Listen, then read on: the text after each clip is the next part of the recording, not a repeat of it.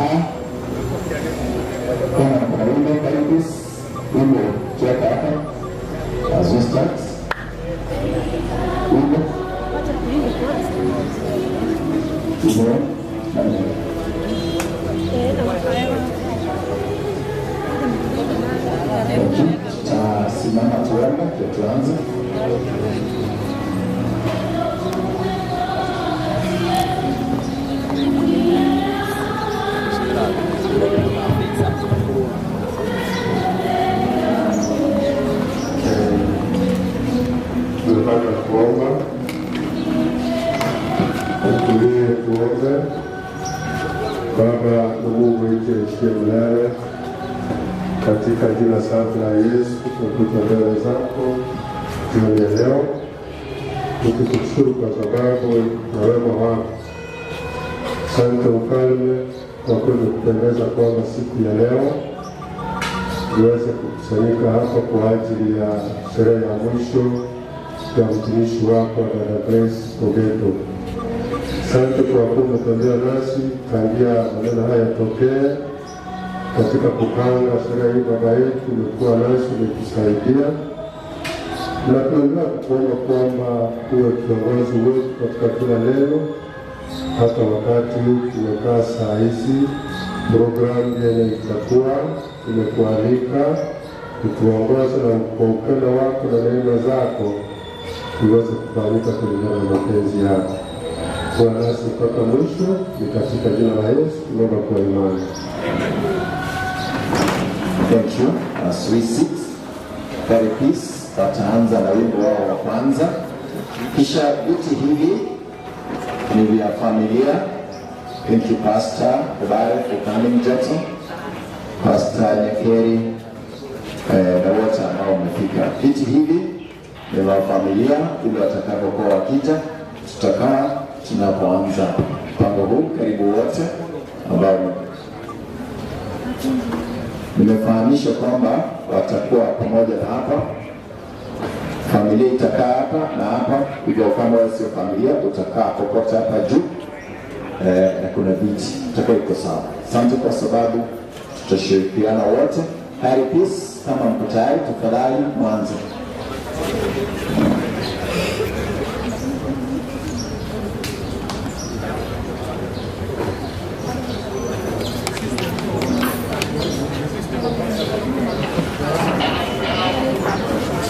Jamaa wa system atujui kwa wapi?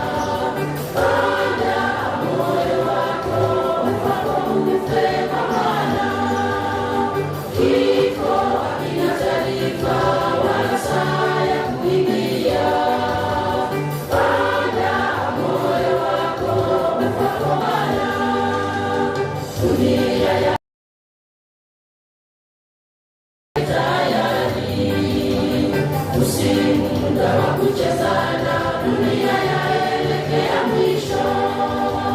Dunia yaelekea mwisho, wapendwa tujiweke tayari. Muda wa kuchezana, dunia yaelekea mwisho.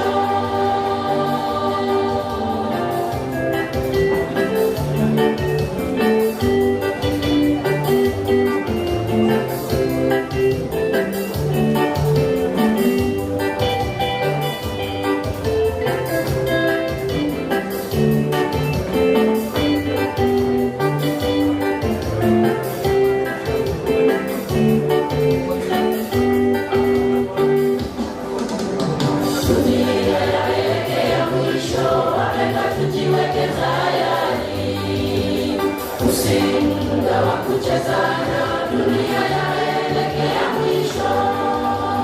Dunia yaelekea mwisho, wapendwa tujiweke tayari. Muda wa kuchezana, dunia yaelekea mwisho. Dunia yaelekea mwisho, wapendwa tujiweke tayari. Muda wa kuchezana, dunia yaelekea mwisho. Dunia yaelekea mwisho, wapendwa tujiweke tayari. Muda wa kuchezana, dunia yaelekea mwisho. Dunia yaelekea mwisho, wapendwa tujiweke tayari. Muda wa kuchezana, dunia yaelekea mwisho.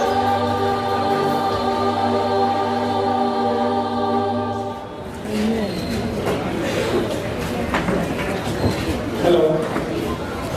Tunashukuru kwaya kwa kutupatia nyimbo nzuri. Sasa tunataka kuingia kipindi kingine ili tuweze kukamilisha service hii. Kwanza kabisa ningependa kumuita Elda Otori utuombee kwa kipindi hicho ambacho tunaingia. Karibu. Tuombe. Mungu Baba, ni asante sana maana umetuongoza, hasa umekuwa nasi tangia dada alipolala. Hii leo tunamsindikiza nyumbani.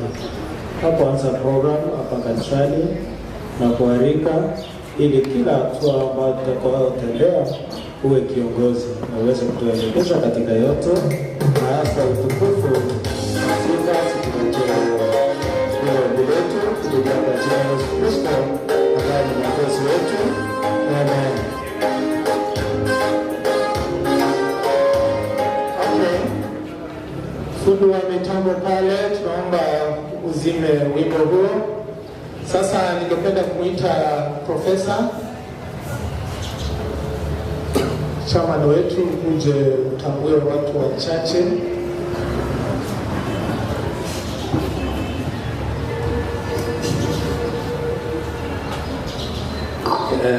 Thank you. Good afternoon.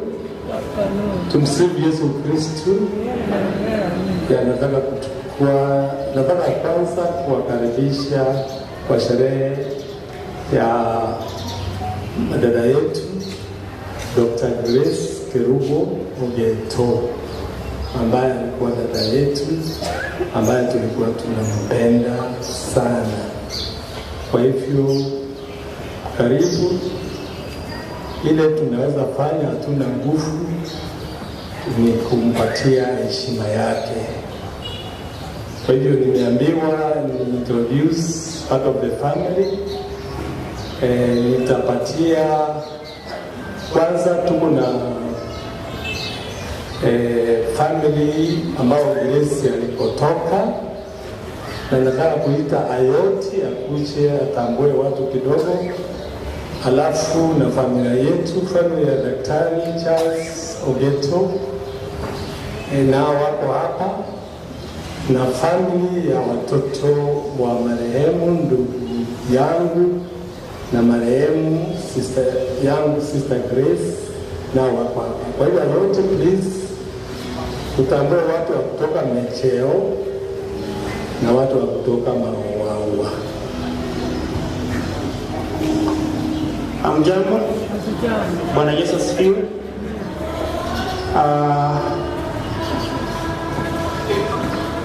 Langu tu ni kuintroduce watu wa Mawawa, mama yetu, ndugu zangu, cousins. Sema wote simame tu na wakae. It will be easier that way. Watu wa Mawawa,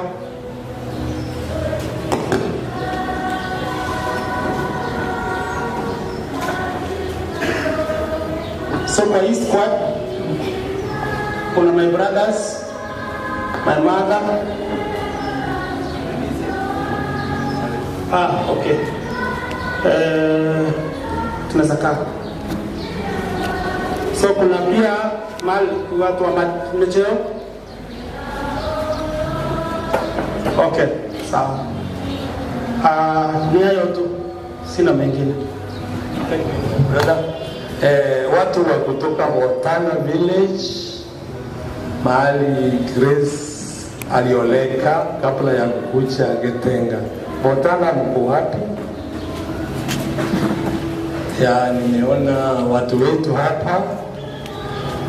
Hawa ndio watu, naona our nephews and nieces, naona ndugu yangu Professor Kisesa, naona Ndege, hata naona Charles Ndege Simkoko, our cousins, huyu wanatoka Nairobi, thank you very much.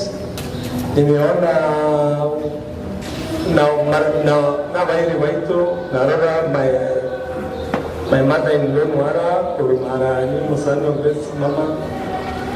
This is my mother-in-law, umetoka Maramu, lakini alikuwa rafiki ya Grace sana. Hata nimeona watoto wake. Alafu na watu wangetenga mko wapi? Watu wa kanisa nafikiri mtasimama. Zote. Kanisa Getenga, you are with our sister, I know you know a lot. So karibu sana. Na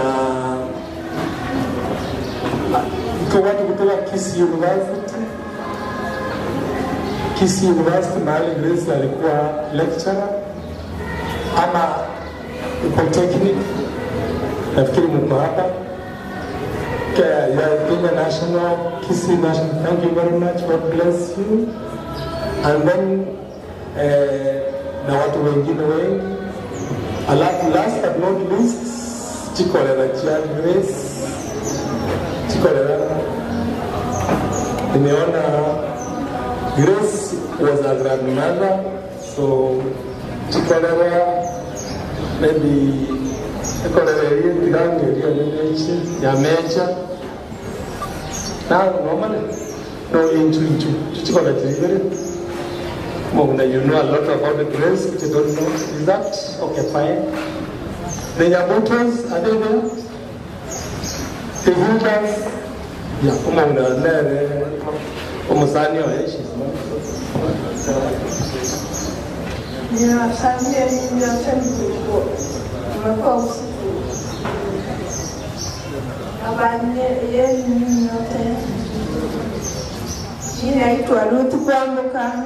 mimi ni kolera ya Grace.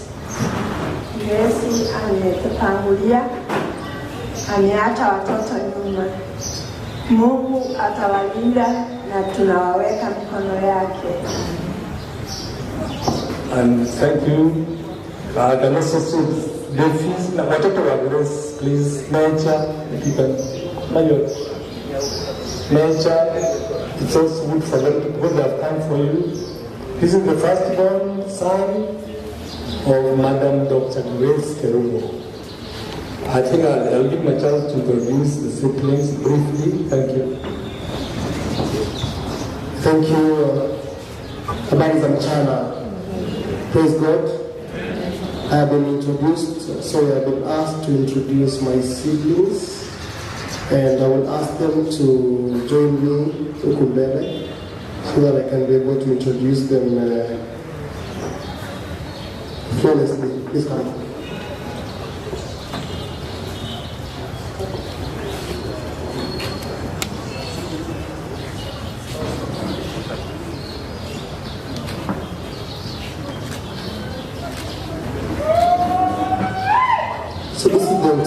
nuclear family of the late Dr. Charles Ogeto and the late Madam Grace Ogeto. I will start with the firstborn. Her name is Judith. Judith is married. My brother-in-law is here. His name is Davis. In between Judy and Davis, that's my niece. Her name is Tina. After Davis is my brother Kevin. He's next to me. This is Kevin. And with Kevin is Hilda. Hilda just well. Then the last born of the family is Shem, and she's my wife. Her name is Maria. Thank you.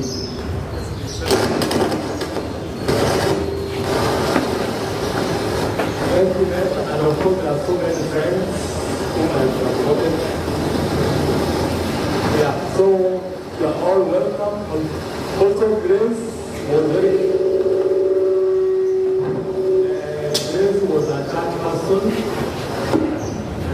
Hello, yeah, this was a person of the church. Yeah, Grace alikuwa mtu wa kanisa. I know there are so many church people, including elders. She was a deaconess. So that is also part of the Grace family. Thank you. So, nitaambia Pastor Waleta. Thank you.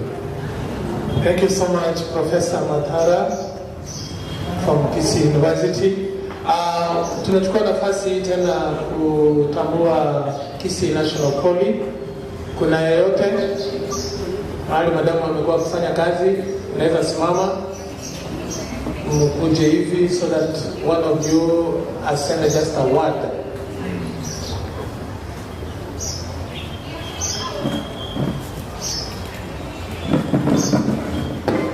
Ukiendelea kukuja, mnaona profesa ameintroduce both sides, familia zote mbili, kwa hivyo hakuna mahali tumewacha pengo.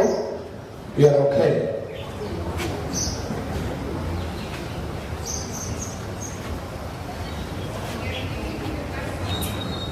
This is Kisii National Poly, mahali madamu alifanya kazi mpaka akaretire.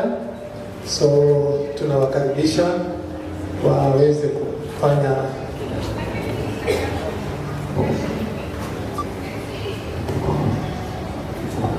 Thank you. Asante, mimi naitwa Nyakoe George, nafunza Kisii National Polytechnic. Grace alikuwa ni rafiki wetu and a mentor in so many ways. This is Mary Orito. Mary over the crowd. This is Damaris Omare. They were part of her staff because she was in charge of communication and development studies for a very long time. This, I want her to talk, and then she will. Hello everyone, my name is Margaret Obebo. I used to teach in Kisii National Polytechnic. Grace Daktari was my head of department. These two ladies, we were in the same department, but now I'm a senior citizen from the same institution. I belong to a group called Kisii National Polytechnic Seniors. I think some are yet to come. I've not seen my members. So thank you everybody for coming to mourn with us. Yeah, the Kisii Polytechnic Seniors, please rise up so that Daktari was in this group. She was already a senior, and there we are. We have lost. We have lost. Thank you. My name is Haron Asiago, Kisii National Polytechnic, spiritual leader, patron, Seventh-day Adventist Church, where Grace was a participant. And even 2023, I remember we were at her church, Caribis, where we were welcomed by the elder for a crusade of 3 weeks. when we heard that the Grace has gone, there was a standstill in Kisii National Polytechnic because that's where she has grown. We have walked with her. I want to say to the family, some of you have been coming to our institution. Take the mantle of your mother. She was a great mother. Don't let her down. The legacy she left behind, may you fulfill it. Fulfill her dreams. May God bless you. Thank you. Thank you so much, Kisii National Poly. Wanafunzi wasimama wenye daktari alikuwa anafundisha Kisii National Poly, hata Kisii University, wasimame tu kama hapo. Nadhani wako njiani. Sasa tunaenda upande wa kanisa kwa sababu tumemaliza vikundi ambavyo tulikuwa tunahitaji. Naomba Elder William Kinari upande wa Caribis aweze kusimama atoe rambirambi zake. Karibu Elder.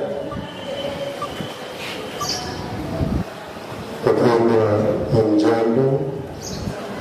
God is good and all the time. Kabla niseme jambo, nikubalie wale ambao ni washiriki pamoja na daktari Galaifu Grace waweze kusimama, washiriki wote wa Caribis.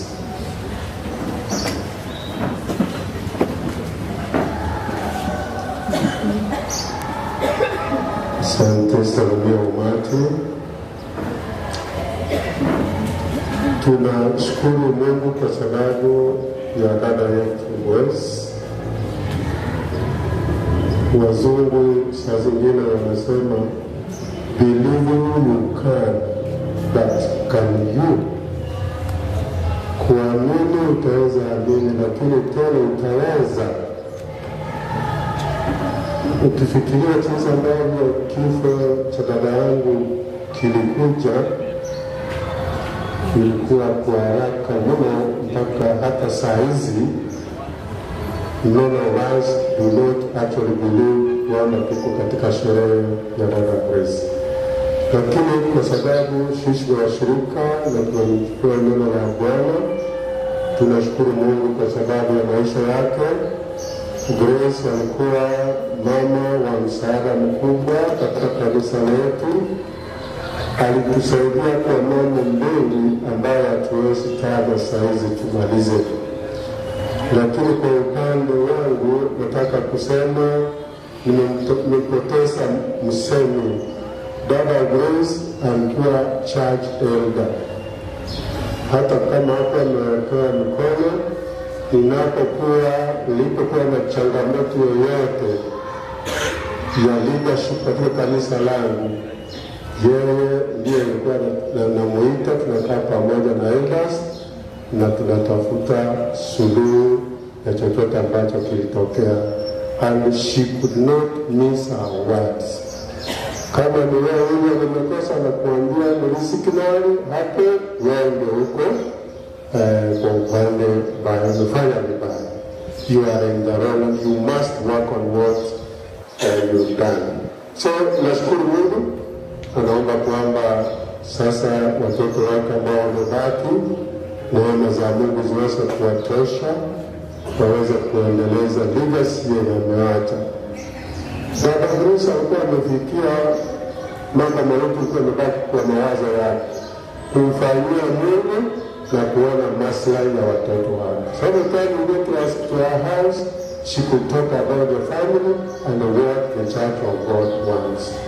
Takushukuru naomba kwamba sherehe yake leo mpaka kesho, Mungu aweze kuongoza, iweze kumalizika vizuri na sifa na utukufu simpatie Kristo sasa na hata milele.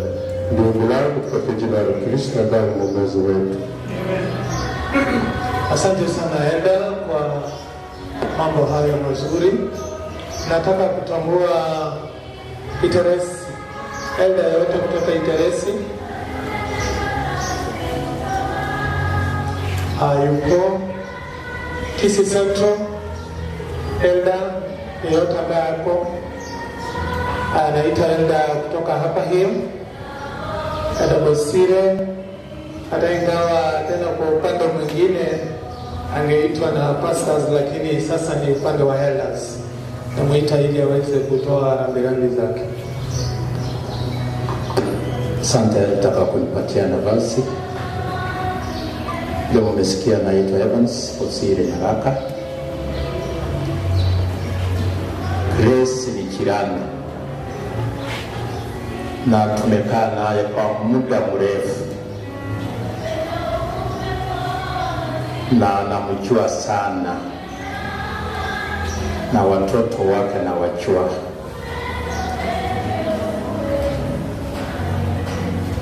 Kwa niaba yangu na familia yangu, na pia kwa familia ya Nyanchwa Station mahali nasimamia washiriki, nimeleta pole sangu na sao, nikisema ya kwamba watoto mkubali ya kwamba mama sasa amemaliza kazi yake, na hata nyinyi mnaiona. She did what she could to make sure that every one of you is successful academically. Na siwezi kukosa jambo kusema jambo hili. All the time ilikuwa tunakutana na yeye, alikuwa anajali sana maslahi ya Ukristo wenu. Kwa ananiambia elda, niombee watoto wangu wampende Mungu, watoe maisha yao kwa Mungu, kwa sababu ametutoa mbali. And as he used to say, my husband alienda kitambo akaniwachia watoto, lakini Mungu amenisaidia mpaka watoto wangu wamekuwa kile walivyo. Kwa hivyo watoto ambao nasema ni watoto wangu, remember that. Seek the kingdom of God and His righteousness, and all what you want, all what you need, they will be added unto your life. So put God first in every situation of your life, and you will be okay. Mungu awabariki wakati huu wa baridi, mkubali na muendelee. Umati huu umekuja hapa ni kwa sababu ya mapenzi ya mama yenu na mapenzi walio kwenu. Mbarikiwe. Asante sana elda. Ningependa kutambua elda yote kutoka Jogoo SDA Church. Sasa narudi kwa elda wa Millennium SDA Church, elda Uturu. Karibu. Nami na wasalimu wa mjao. Huenda ikawa kuna washiriki wa Millennium kama kanisa, naomba msimame ili tuwatambue. Washiriki wa Millennium kama kanisa, niliona kuna wengi walikuwa, yes, I can see them, na wale pale nyuma, wengine hapa katikati. Asante, mnaweza keti. Wacha nami niseme hivi kwamba dada ambaye ametuacha ni dada ambaye alikuwa wa nguzo akianzia familia. Mnaona familia imeikuza ikafikia kiwango hiki. Katika kanisa pia alikuwa wa nguzo zaidi, maana ni ambaye alijali maslahi ya kanisa. Na hasa namkumbuka kama wilaya ya Millennium akiwa wa manufaa sana, hasa mwaka uliopita. Wakati kama kanisa ya Millennium tulikuwa tunajiuliza tufanye makambi ama namna gani, lakini kwa vile alikuwa na tent alitupatia bila malipo na makambi yakaendelea bila shida yoyote. So mnaona ni ambaye alikuwa uanguso zaidi. Ni dada ambaye hatutamsahau, lakini kwa mapenzi ya Mwenyezi Mungu ameruhusu akalala, kuacha tuwe na tumaini. So kwa niaba ya Millennium District pastor ambaye hayuko kwa wakati huu, maana kuna sherehe nyingine kama hii kwingine, tumetoa rambirambi na Mungu asidi kuwaneemeza na asidi kuwabariki. Hebu mapenzi yake yatendeke, na tunawaacha watoto UP at the feet of Jesus, na Mungu atawasidisia, maana ni ahadi ambayo ameitoa. Mungu awabariki, na programu inapoendelea wacha Mungu ishikilie. Asante. Asante sana Elda kutoka Millennium Church, ambaye tena ni msaidizi wa pastor katika district ya Millennium. Tukienda kumaliza, tuingie pale mbele. Ningependa kutambua marafiki wa watoto wa daktari ambao wako hapa. Those friends ambao wamekuja kwa niaba ya watoto wasimame.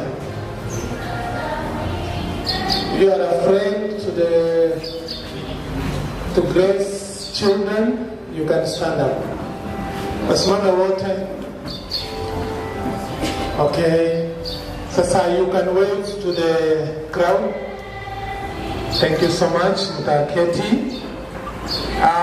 Marafiki wa mama ama Daktari Grace na the late Dr. Ogetu, msimame pia.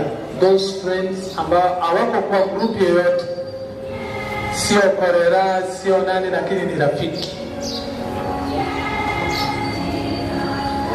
Yes, nawaona. Thank you so much. Asante sana. You can also wave to the crowd. Thank you. Asante sana. Nafikiri kufikia hapo tumefika mwisho. Nataka kumuita Pastor Nyakeri ili aweze kutuletea pastors ambao wako hapa, hatimaye atuletee pastor wa siku. Asanteni sana. Wapendwa katika Kristo, Bwana Yesu asifiwe. Kipindi hiki cha huzuni, lakini hatuna budi kuja mbele za Bwana na kumwambia haja zetu kupitia kwa maombi na kupitia kwa sala na nyimbo. Kwa majina bila amesema,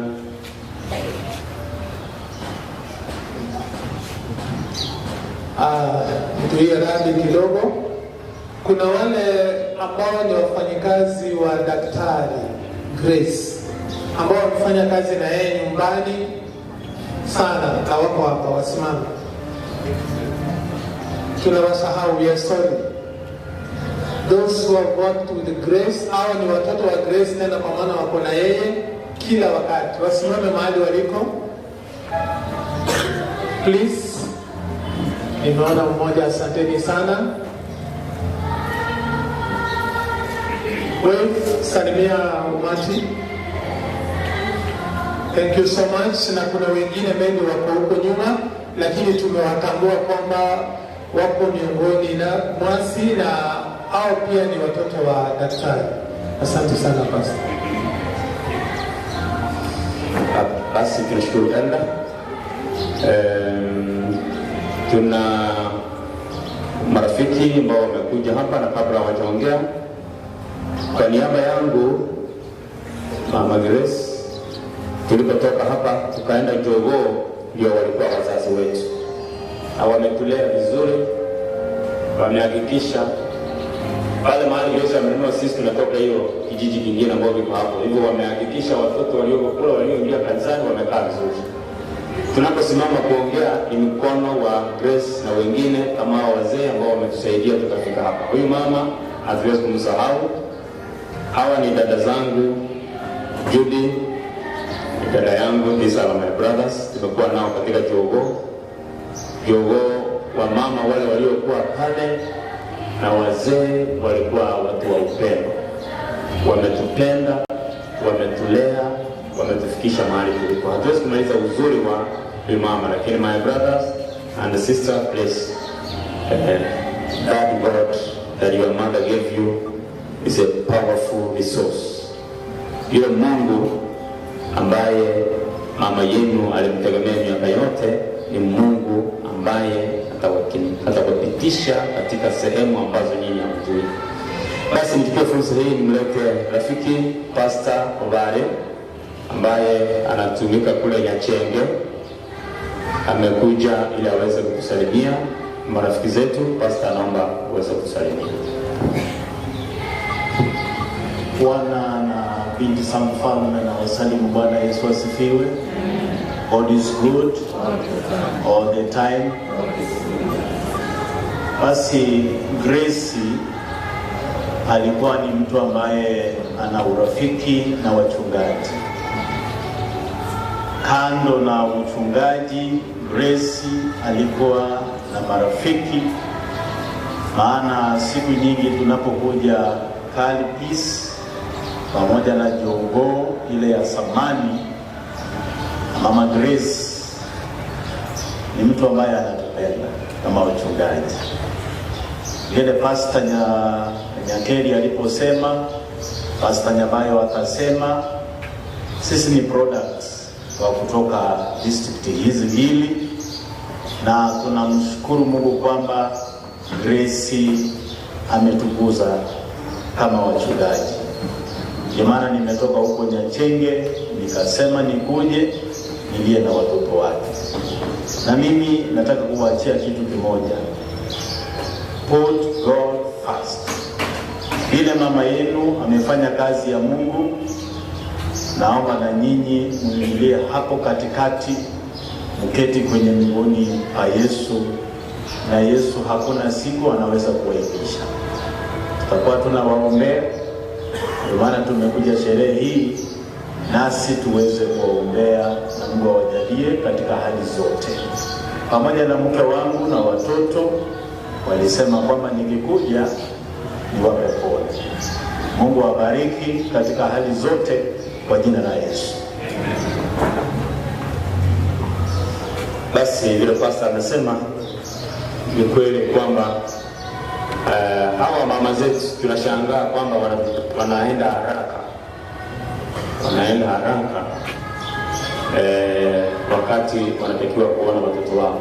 Hivyo Pastor Nyabayo naye alilelewa kule Jogoo. Hawa ndio wamama ambao walitulea wote. Hivyo tulikuwa vijana wa Jogoo Church. Kwa sababu hiyo mkono wake na wengine ambao tuko nao wametufanya tukafika mahali tulipo. Wametufanya mahali tulipo. Sasa naenda kunena pamoja nasi kipindi hiki rafiki yetu na mchungaji wa district inayoitwa Nyamataro. Alikuwa Sunuka lakini sasa hivi yuko Nyamataro. Pastor Nyabayo ndiye ambaye anaenda kuongea. Pastor, ninakukaribisha. Ninapomuita Pastor Obare aombe ili tuonene neno la Bwana. Tuombe. Baba wetu na Mungu wetu utupendaye, masaa yamefika mtumishi wako Pastor Nyabayo anaposimama kutuletea ujumbe kutoka mbinguni. Yale yote ambayo tumeyanena hapa Bwana, wakati Yesu unaposungumzia watoto wako watayaelewa na kuyasikia zaidi ya yale ambayo tumeyazungumza. Tuwaomba umfiche nyuma ya msalaba, ashuke chini Bwana, upate nafasi ya kuinuliwa, ili watoto wa Mama Grace na wageni wote na kanisa ambalo tumejumuika pamoja Bwana, tuseme Yesu, hata wakati wa majonzi unaweza. Tuwezeshe yote katika hali zote. Na Bwana, sasa nena pamoja nasi kwa jina la Kristo aliye Bwana na mkombozi wetu. Amen. Pastor, karibu.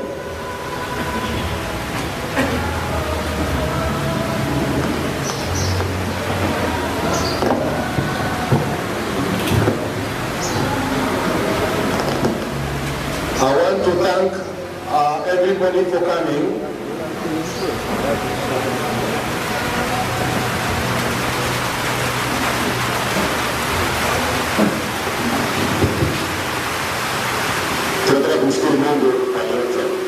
And you know God is good all the time.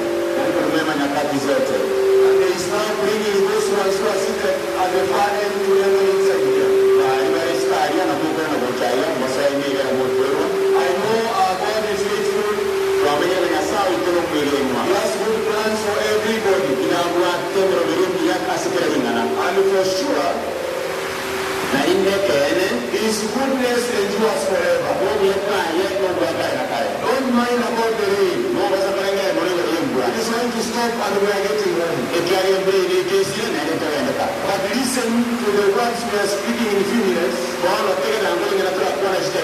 Then we will pray for the family. Mama Grace, has several friends. Personally, I have sat down with her. Here in the PC town, she has brought food for us. We have prayed together with her. She has spoken to us. And it is true, like Elder said, our desire was that the children will prosper and they may know God. So I want to tell my friends that today I am presenting to you a special team. I'm reminding you how the children of grace have done to be very special to God at this moment. I want to thank the family, Mike and Judy, for accepting that we should share God's word during your mother's procession. We don't take it for granted. For sure, we want to thank you. One thing I want to tell you about that lady, and I'm speaking because we have shared one-on-one. I remember one day, which was on Wednesday, we had around 43 minutes discussion. And in a nutshell, she was illustrating how God has stood with her, bring up the children. I want to assure you, friends, your father, he was there. The space he had in the family was there. His value was there. The one who has molded you and has impacted a very good character in you. It is that lady lying there. I know she has touched you. Don't let her down. Mike, remember the soft voice of your mom. My sister Judy, remember your mom ringing in your head. Don't forget Hannah's moment. So, one thing I want to say, this lady has slept. But my other siblings, respect Mike. Mike is speaking to you. Because you don't now have a parent. Mike has been left in your family. as a representation of your father. Respect your sister Judy. I'll talk to you. And also go well with you. Those sister-in-laws who have entered into this room, respect Mike and respect Judy. And I want to share with you one thing. The sermon I'm going to give, we had a meeting one day, and I had widows. So two speakers came there in that meeting. And the Sister Grace was there also. And I want to tell you, my friends, these ladies stood up and they told the widows, let us be more stronger, because God has given us the power. Let us go higher. Raise our children. I want to tell you, my friends, she was encouraging one that called Helen. And I'm picking those texts that she spoke to encourage everybody here. So I'll come to inform you that the children of Sister Grace have changed the status from now until Christ comes. Because they had a father, and the father left. They were not alone. They were partial orphans. Because you allowed your father to sleep, and allowed you to live with your mom. Now your mom has gone. You are now total orphan.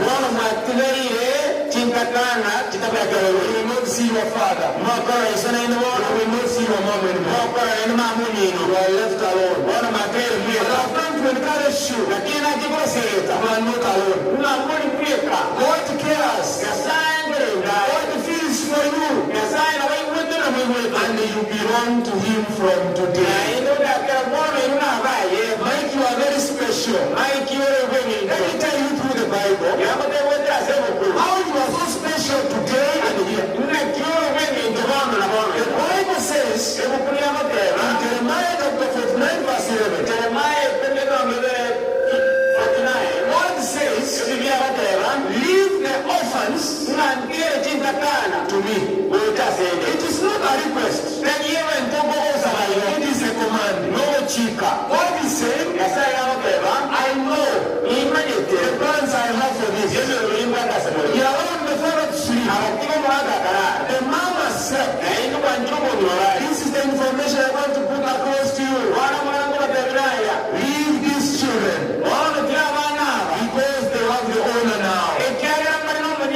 And the owner is the Father and the Creator of the whole universe. So they are not alone. I want to tell you the Bible says, leave your orphans. God says, I will protect their lives. I have quoted what the Bible says. Leave these orphans. Now that I don't have a father, they don't have a mother, I will protect their lives. My brothers and sisters, Sister Judy, God will protect you. Mike, God will protect you. Kevin, God will protect you. And our last one, I think Sam, God will protect you. Don't fear. You have entered into a situation now where nobody can touch you. And you were with your mom. People will talk about you. And the one does it. When you were with your mom, people can push you and the God can take away. But from now, as you are going to pray for you here, and allow you go home with your mom. You are so special to God.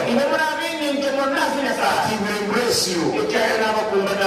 Nobody will touch you. So the Bible says, leave these orphans to me. We as pastors, sometimes when we read the Bible, I am interested with one word given there. It is in Hebrew. I am not quoting it in Hebrew. I'm telling you that word. The Bible says, leave your orphans and I will give them. The word used there in Hebrew is leave. That Hebrew word used there for leave, it means disconnect yourself from them. Leave them alone. Because he is now coming in a space which they had with their mom. Their mom has gone. The Hebrew word used today in the Bible, it says nobody should cross. Because God is coming in and is going to protect their life. And as we go down, as friends who have come tomorrow, our sister, those who have come to mourn their mother, those who have come to mourn their daughter, let us know that the children who are before us today have changed their status. They are not ordinary children. As I allow you to go home with them, they will take their mom home. That we are standing in this holy ground. Everybody listen to me. They have changed their status. They are total orphans. And you belong to God himself. God is a protector. He is a sustainer. He is telling us, leave them to me. They are special to me. The book of Psalm chapter 10. When we read verse 14, the Bible says, God himself, Yahweh, he is the helper, he is the defender, and he is the father. These ones who don't have that. I want you to know that. Even the husband of Judy, I am praying for you. Don't think that Judy doesn't have a father. You know what is funny? You are holding a lady who has changed this data. You will never see her mom. You will never see her dad. You will be commuting with the father who is here. It is very special. Verse 18, the Bible says, he is a defending father. Defending the fatherless, the oppressed, in order that man who is of earth may terrify or oppress no more. I want you to note what I'm saying. Verse 18 of Psalm chapter 10. I think it is something you need to write down. Somebody was coming. The Bible says God is distinguishing between two men. These ones have been left alone. They have uncles. They have cousins. Nobody should stand here to pretend to care for this one. Never be a father. So what God is saying, a man from down here, including we pastors, we oppress, we afflict. And he's saying in verse 14, he will be there to defend these children. Because there are others who may afflict them. So before we finish, because I'm taking a few minutes, we pray for them. The Bible says again, in Deuteronomy chapter 10, when you read verses 18 again, the Bible says, God himself defends the cause of the fatherless and gives them food and clothing. Let me tell somebody here today, and I'm standing here with Pastor, I'm giving a testimony here. These children you see here, they will go beyond what their mom has gone. God will defend their cause. None of them will fly over there. None of them will go under the water. We have a team which will be blessed. And we are releasing that team from here, this church. These children you see here. The family of Sister Grace will be defended. God will defend these children. Everybody will have clothing. Everybody will have food. They will live a good life. Because the Father, God, will take care of them. Now listen to this portion. I'm giving you one text which is of Peter in the Bible. Before we pray for them, this book should help us understand. One day, last year, I was invited to go and bury a lady. The body was transported from Nairobi. We waited for the body from the airport. And I waited seriously to see this mom come home. This lady had assets and had vehicles and had so many properties. And the cousin of hers knew exactly what they were doing together. But this lady, perhaps in Nairobi hospital, without even sharing anything. So when I went to the funeral, that gentleman was comforting the children. As the contribution was being given, he was seated there. I went and buried this lady. He took the family to the house. You know what that guy did? He told the son, because I know you are drinking, I will take care of everything in the home. And then the money which was collected, begin to pay the school fees. And as we were finishing, he told me, Pastor, as you go your way, I have a meeting with these children. Something touched me. And I said no. I was called here to officiate. I asked him a simple question. Do you have a wife? Do you have children? Why don't you go and take care of them? Give me that money. Give me everything here. And I hand over to the family. He said to me, go your way. Do you know what I did? I read this text before them. And I went my way. Within 1 week, the orphans were in court. Because he had taken their boundary, he took the first car, he took the building, and he took the orphans to the court. Within 1 week, he was in hospital. Second week, he died. I want to tell you, friend, you want to talk with what we are talking about.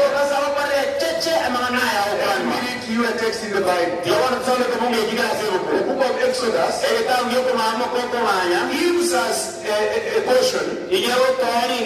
So don't close this red line. You want to greet these kids. Love with them.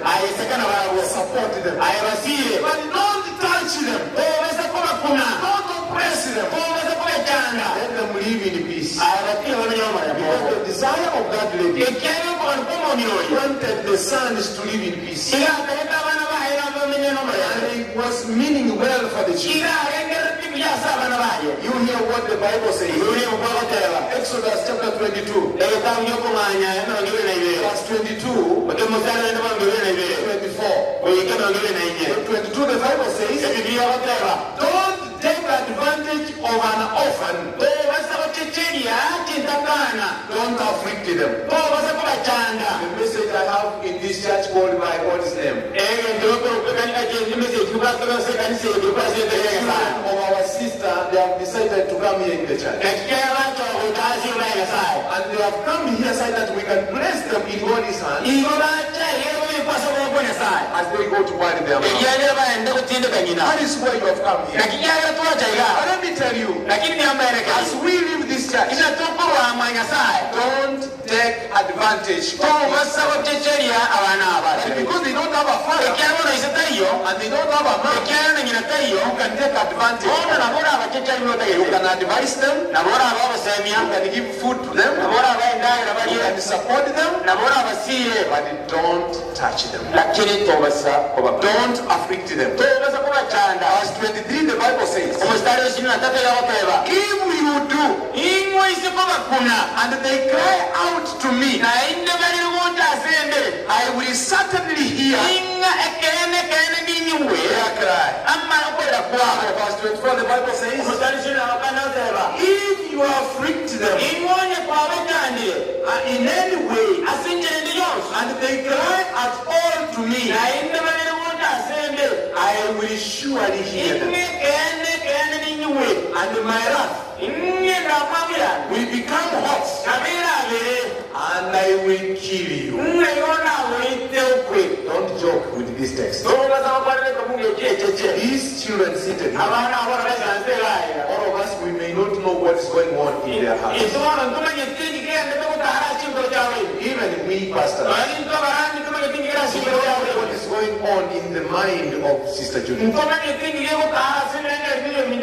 don't know what's going on in the mind of Mike. Mike looks at his mama. But one thing I know, they belong to God.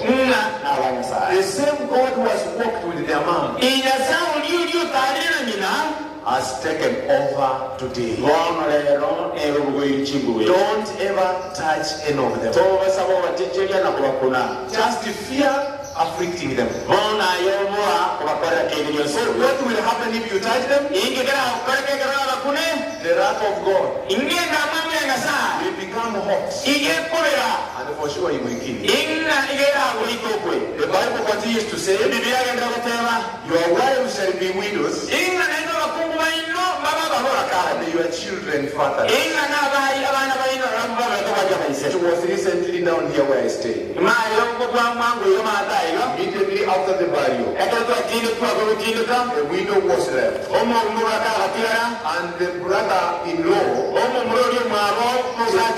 chased the widow away with the children. I called the widow, I called the children, we went to the grave. He stood on top of it, and we prayed. God, I'm saying in your Holy Scriptures that you will protect me. Act now. I've given you 3 days to bring justice to these children. It was on Sunday, and on Tuesday morning, a gentleman was knocked down on the road. Don't ever try to joke around with the orphans who are total orphans. In their home, let them call to God, because their mother had given them direction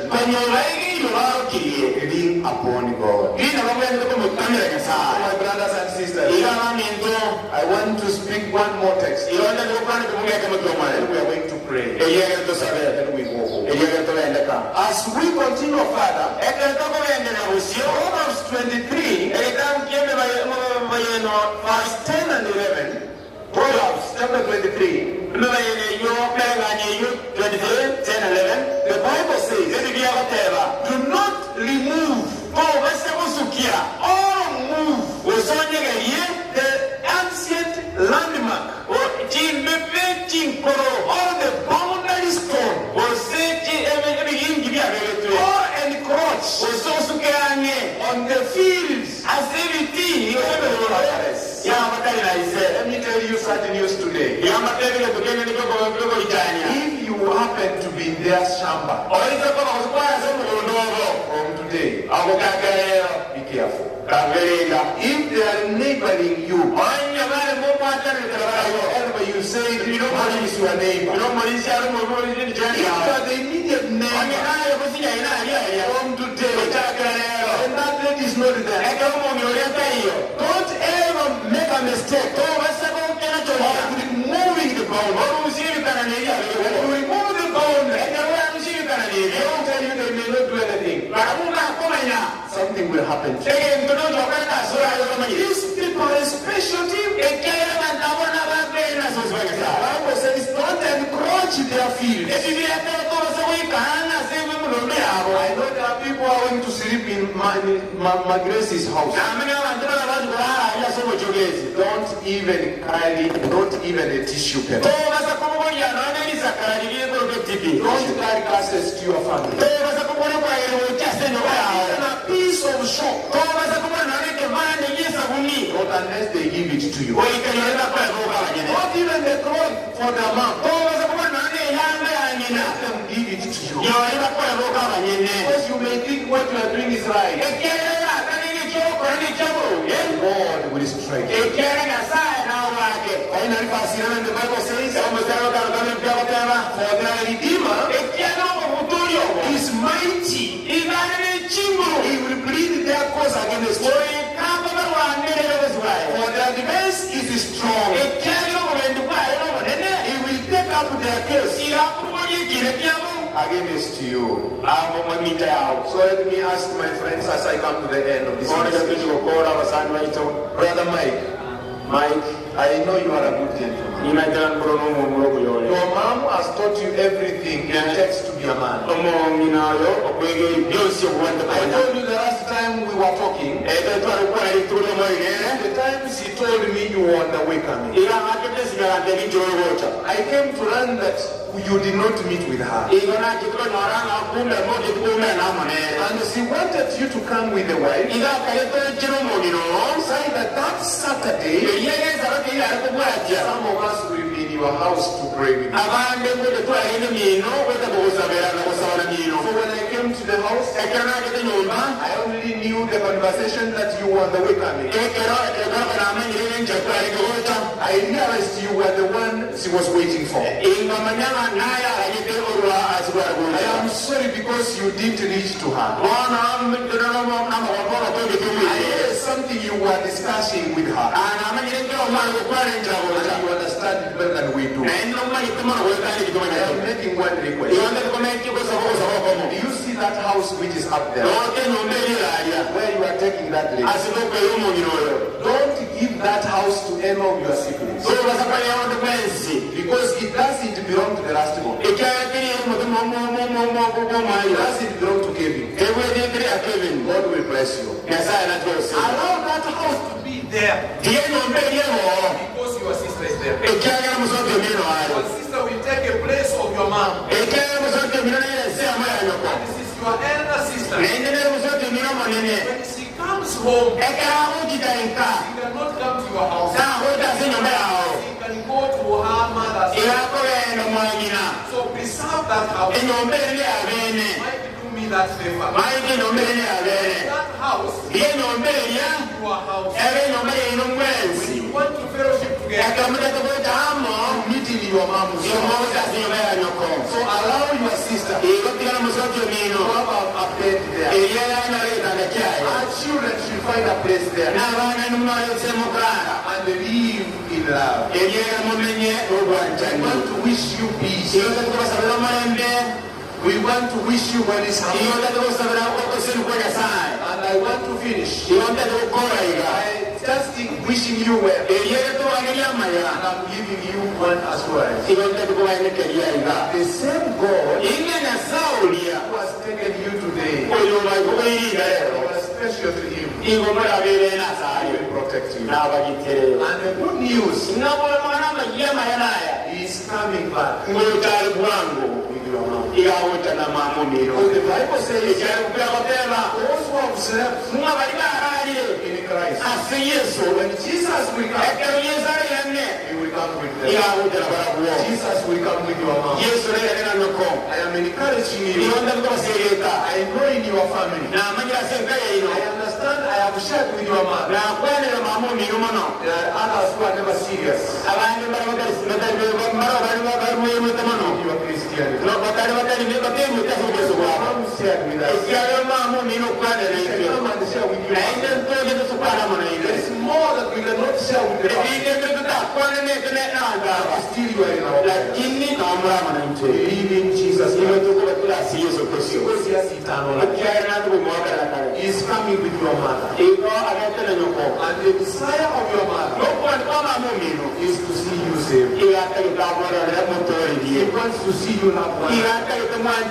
Please don't disappoint your mother. May your family prosper. And may God protect you. And may God keep you safe. Until that resurrection day, you shall meet with your mother. It is our prayer in Jesus' name. I want to invite you to come in front. We are going to pray for you. I am requesting the elders who are in this meeting to stand with the family as we are going to pray for them. I want to encourage everybody. Let us pray for this family. Let us stand with this family because it is a special thing.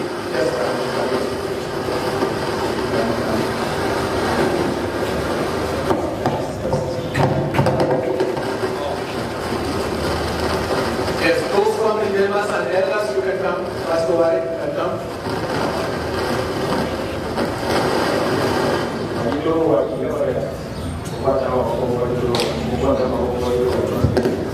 They should be in the midst. This is a special team that belongs to God, and we have surrounded this team. We want to put a hedge around this team. They should be in the midst here. Okay. As the rest are holding your hands, I want the siblings to hold your hands.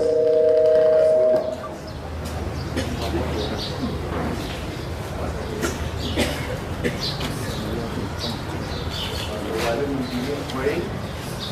Then I will pray, then I will pray.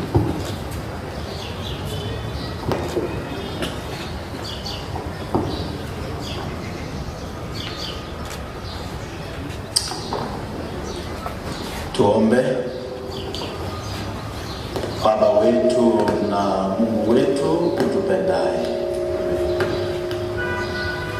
asante kwa sababu Mungu wewe ni mfariji siku zote, na kwa sababu ya neno lako tumetulia kwenye miguuni pako.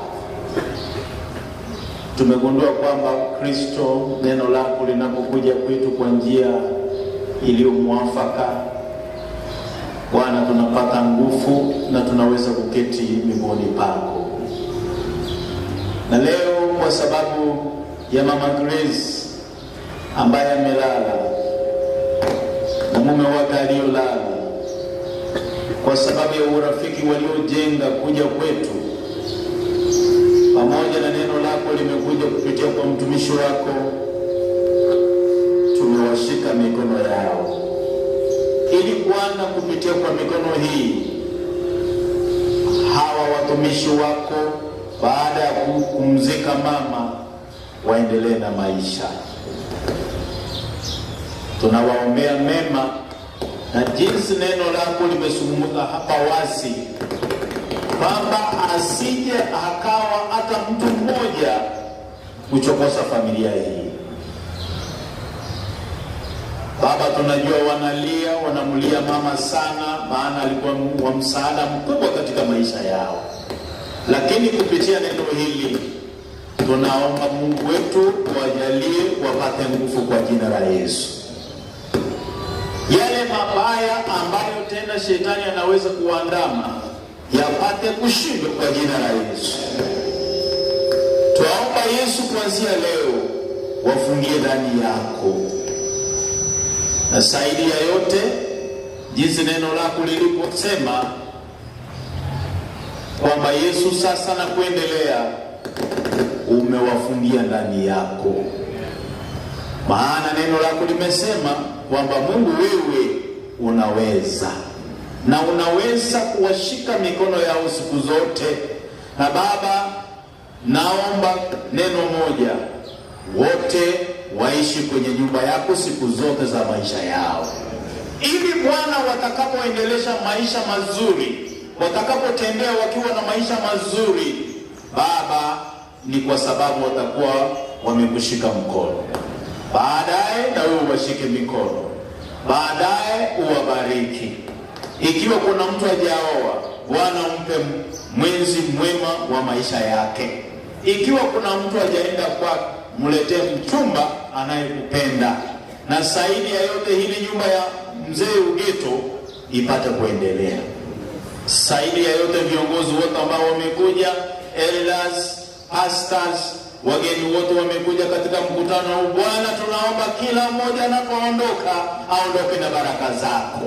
Kwa sababu ya upendo mkubwa, tunaposafiri kwenda nyumbani, Bwana uwe dereva wetu. Na zaidi ya yote, mbariki Pastor Nyabayo, ameleta neno hili na familia yake. Pastor Nyakeri, mbariki na familia yake. Wazee wa Kari ambao wamefanya kazi kubwa, kwa wabariki na familia zao. Na kuanzia leo na hata kesho, tuwaomba kesho Bwana utulize mvua, ili sherehe hii iishe vizuri. Baadaye utubariki na mvua. Lakini kwa yote, hawa watoto wa Grace tumekuachia. Tembea pamoja na wao siku zote, ndilo ombi letu kwa jina la Kristo aliye Bwana na mkombozi wetu. Amen. Asante Baba. Mtumishi wako Grace alikuchagua. Alikuchagua uwe ngome yake. Alikuchagua uwe mlezi wake. Alikuchagua umlelee watoto. Alikuchagua umlindie boma yake. Alikuchagua kwa sababu alijua hakuna binadamu atakayekuwa wa msaada kwa maisha yake ila wewe Yesu Kristo. Kwa sababu alikuchagua, Bwana, ninajua mume wake alilala mapema akamwachia watoto. Tazama umemlelea watoto. Tazama umemuinua kwenye vilele mpaka umemtumikisha kuwa mtu wa heshima katika jamii yetu. Bwana, ninajua haujamwacha huyu mama kwa sababu alikuchagua. Na kwa sababu maombi yake yako katika kiti chako cha enzi, maombi kuhusu kila mtoto aliyesimama hapa. Kwa sababu najua mama yoyote wa imani anaombea watoto wake. Maombi yake yako Bwana katika kiti chako cha enzi. Kuanzia sasa, Bwana, ninaomba anza kuyajibu kama kuna ambayo hajayajibiwa. Kwa ajili ya watoto wake Bwana, hebu funua manukato yale, ili Yesu maombi haya yaanze kutenda kazi. Maombi kwa ajili ya ulinzi wa watoto wake Bwana ayatekeleze katika jina la Yesu. Maombi kwa ajili ya kila mmoja wao, hata watukuu, ninaomba Bwana usiwaache. Mtumishi wako ametuhakikishia kwamba kuanzia leo wewe ndiye ambaye utakuwa mlinzi wao, na lifanyike hivyo Yesu kwa utukufu wako.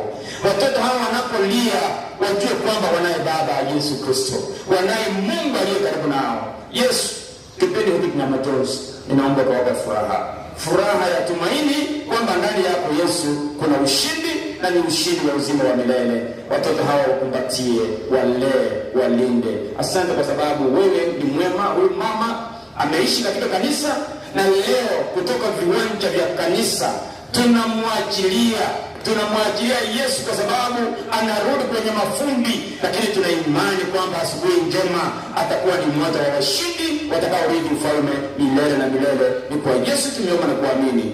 Amen. Our kind, loving, dear Heavenly Father, You created from nothing and everything came to pass. Yahweh is your name. Even now you can speak and the family of grace will be in place. Yahweh, we adore you, we praise you for the moment you have allowed the grace to live with us. I want to sincerely thank you for the provision you gave the family. That after the fathers left, you have so been kind to our sister Grace. You have seen her through many achievements in life. You have supplied everything she needed while she was alive. And our desire is to see our family finally saved into your kingdom. Father, this hour, they have decided and acknowledged that as they remove the body of our sister from the hospital, they will head to the church. And now they are thanking you and praising you for the life well lived of our sister in your holy temple. Now as they go home, may your grace be sufficient to each and every one of them. In thy throne of grace, I want to commit this family to your able hand. God, you have given us the command that nobody should touch this team now. We want to commit them unto your able throne of grace, that they are a special group to you. From now they belong to you. Nobody should come near them and uplift them and oppress them, because you are their defender. Father, because they are now fatherless, they don't even have a mother. You will be their father in all their generation. And this hour, we want to bring them to thy throne of grace in a very special way. I want to commit Sister Judy to your mighty hand. May you give her wisdom and understanding, so that she can carry this mantle on when they are seated in their home, knowing that you are there for them. She can give wisdom and understanding and knowledge to the other siblings. I want to present to you Brother Mike. You love him so much, and you have loved him. You have done much for him, and still you will do more to him. May you give him wisdom and understanding.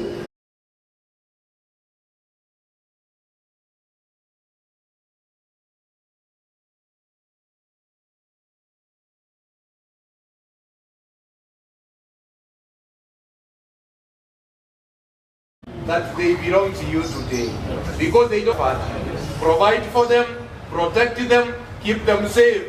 I know Judy as a husband. May you keep this man on a safe hand, and may you put a hedge around him so that he can be a blessing to even this family of Mama Grace. Amen. As we go our way, the granddaughters, grandsons who are there, protect them, protect their fields, so that nobody can encroach and even enter into their family. Amen. And above all, bless the mom who has been left behind. As she's going to take care of the grandchildren, may you also preserve her health. Protect the uncles and the aunts. As they come in to support, may they never lack God.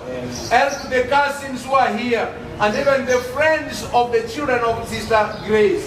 As they come to see the children, whatever kind of assistance they will give, bless them also. Amen. Keep them safe as we mourn this lady. Prepare the children for that soon coming, and prepare them for your coming. Amen. For we pray in the mighty name of our Lord Jesus Christ. Amen. Let me wish the family of the festival.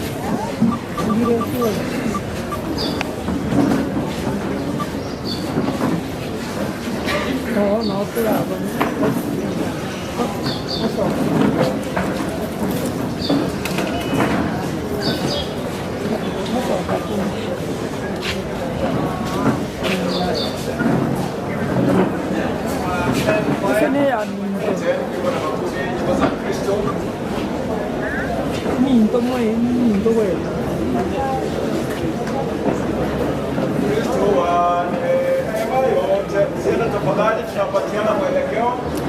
Don't move please. Hello. Sasa sababu kama haifanyi kazi, tunataka kuwa na utaratibu ufuatao. The family itatangulia iende hivi vile pastor wanaenda.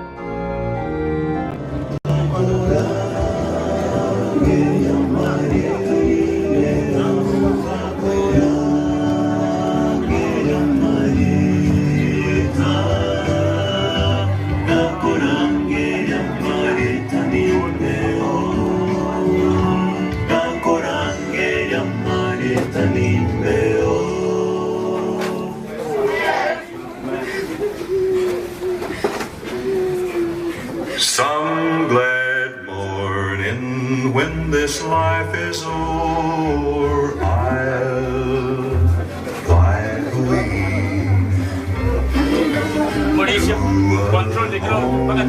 On God's celestial shore, I'll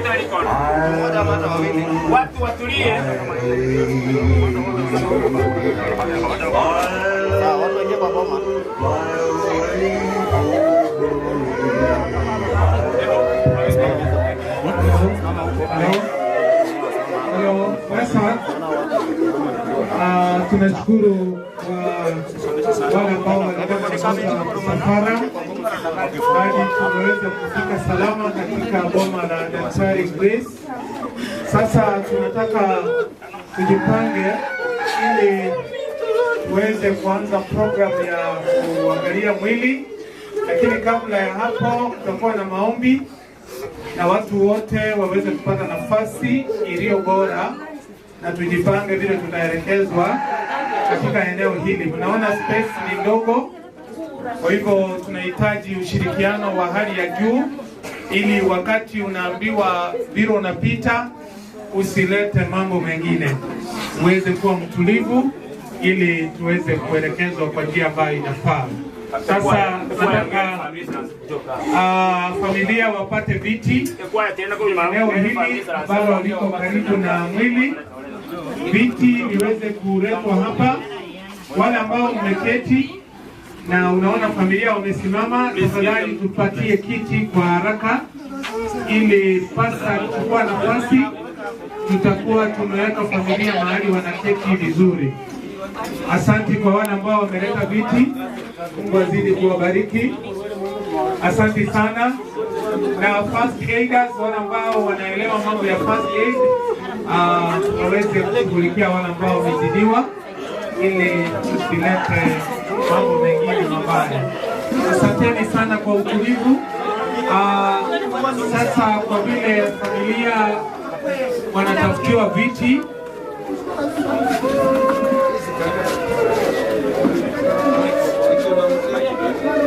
Mike, kiti patikana mchezo wako pia, na hatujaona Judy. Tunahitaji kwamba aweze kuwa hapa ndiposa programu iweze kuanza vizuri. Tunataka viti zaidi kwa maana familia ni kubwa. Tunataka viti.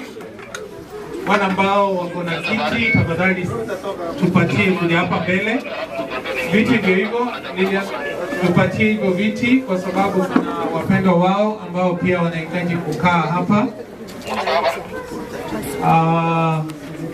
Judy hajafika, nafikiri tutaendelea hata kama hajafika kwa maana wachapumzike kidogo. Sasa nachukua nafasi hii kumpatia pasta wetu, Pasta Nyakeri, ili atuongoze katika mpangilio wa sasa. Hatimaye tutawaelekeza mambo ambayo yatafuata baada ya mahubiri. Karibu pasta.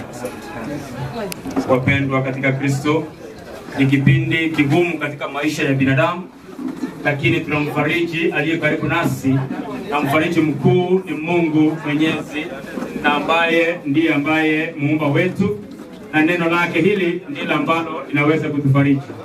Tunaomba ili tusome fungu moja ndio tutawaruhusu jinsi ya kuona mwili. Tuombe. Yesu na Mungu wetu iliye mbinguni, asante kwa muda huu. Neno lako ndio faraja. Bwana, tunaomba faraja itokayo mbinguni kwa sababu kipindi kama hiki ni kizito katika maisha yetu. Asante kwa sababu ahadi zako ni kweli. Tunaposoma ahadi zako katika neno lako, tunaomba Bwana ahadi hizi situfariji. Ni kwa Yesu tumeona kuamini. Amen. Biblia inasema katika kitabu cha Wakorinto wa kwanza 15, na nitasoma kuanzia mstari wake wa 12.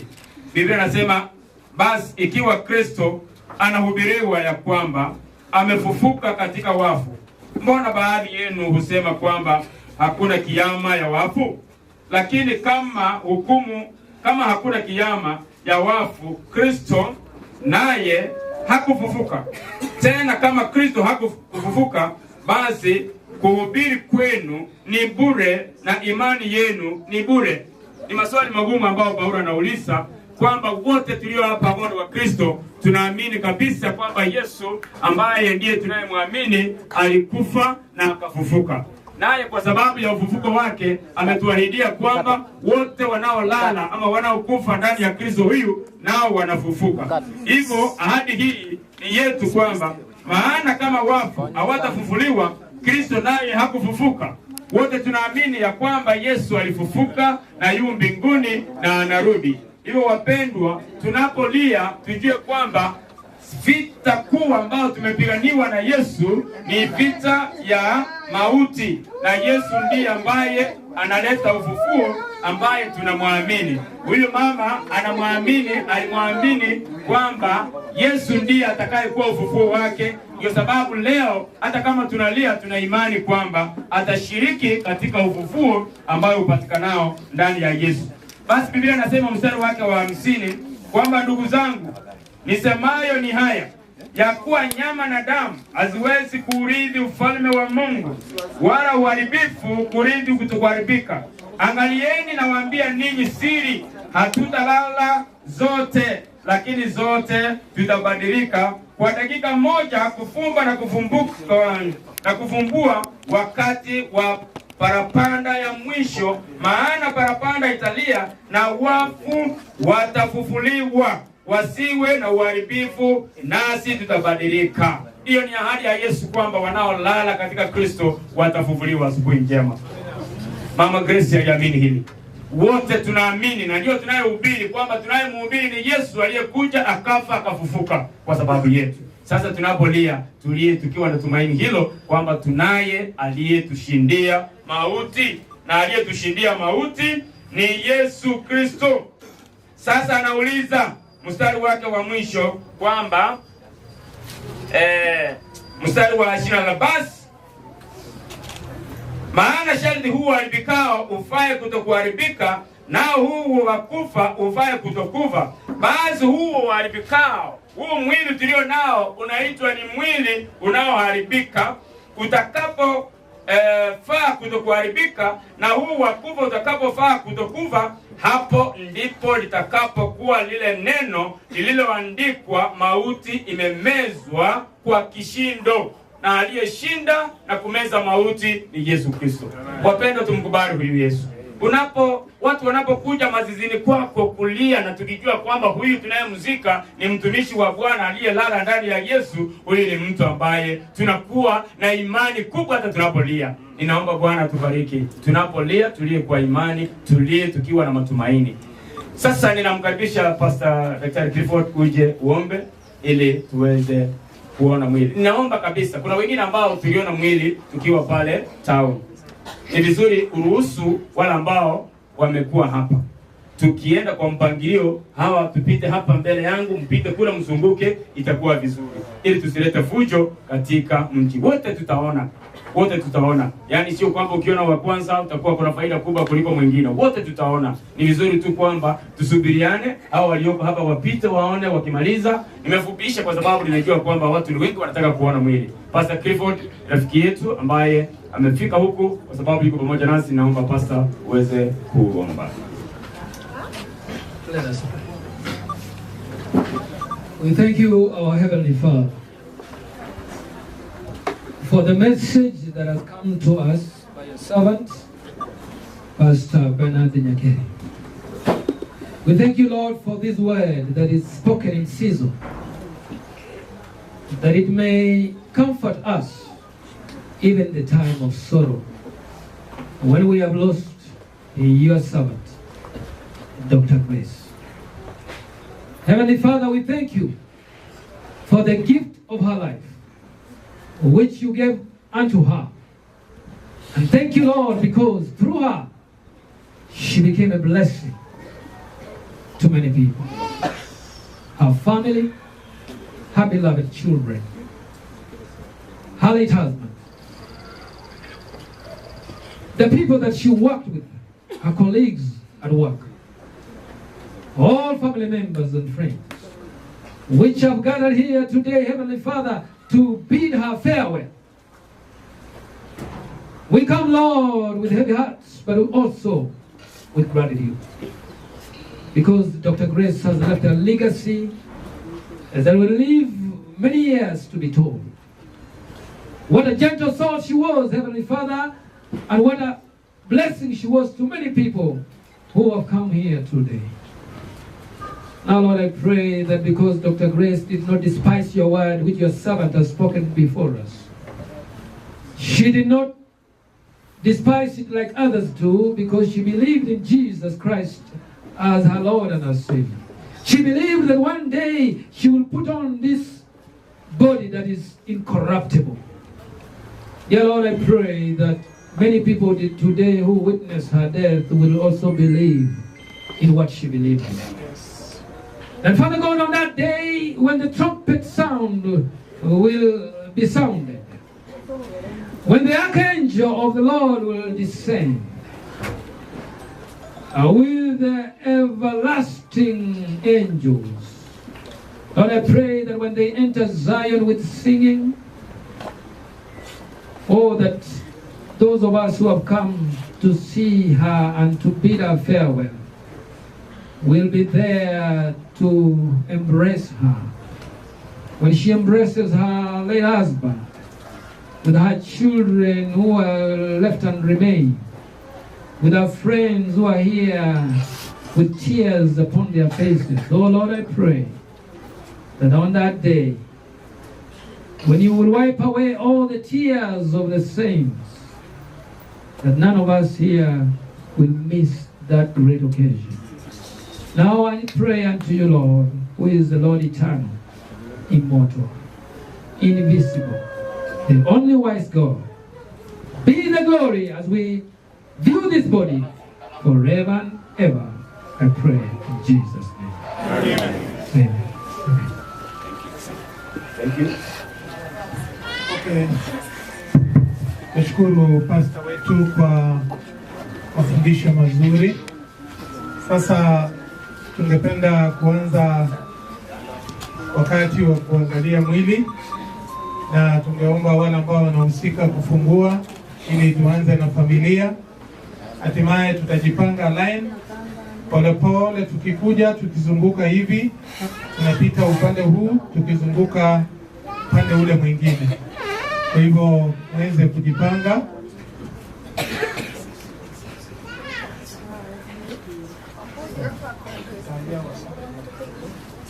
Sawa, sasa tunaanza na familia.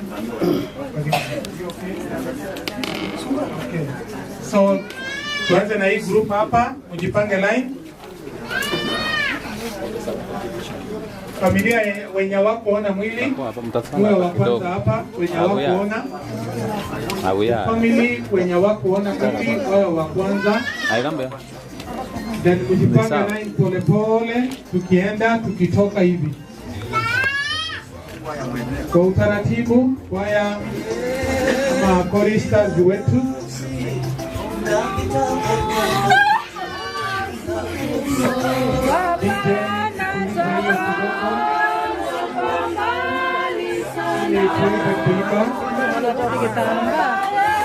Ipande kwa line. Familia msio kupita hiyo familia kupita hapa mbele.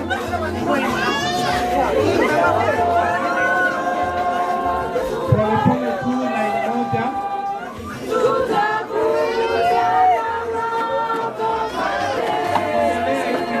Songa wale wako mbele, usisimame. Acha wale wako mbele wasisimame hapo. Unapita ukiaga, ukuje kwa line moja. Left hand right.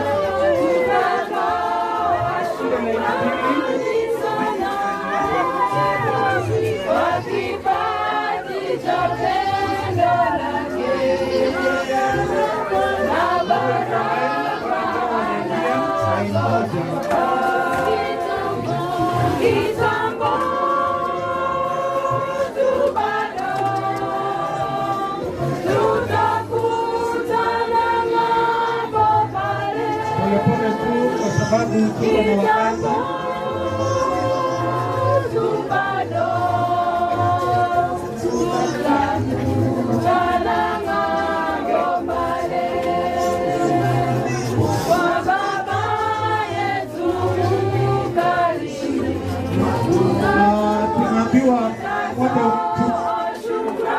amewacha mfuko wake ama handbag kwa gari ya Kisii National Poly na inaondoka. Kwa hivyo uende uchukue bagi yako kutoka kwa gari ya Kisii National Poly. Mwenye amewacha handbag kwa gari ya Kisii National Poly uende uchukue saizi. Utaenda mpaka utaipata main gate ya shule. Handbag ilibaki kwa gari, utaipata kwa main gate ya Kisii National Poly. Mwenye alisahau mfuko wake ndani.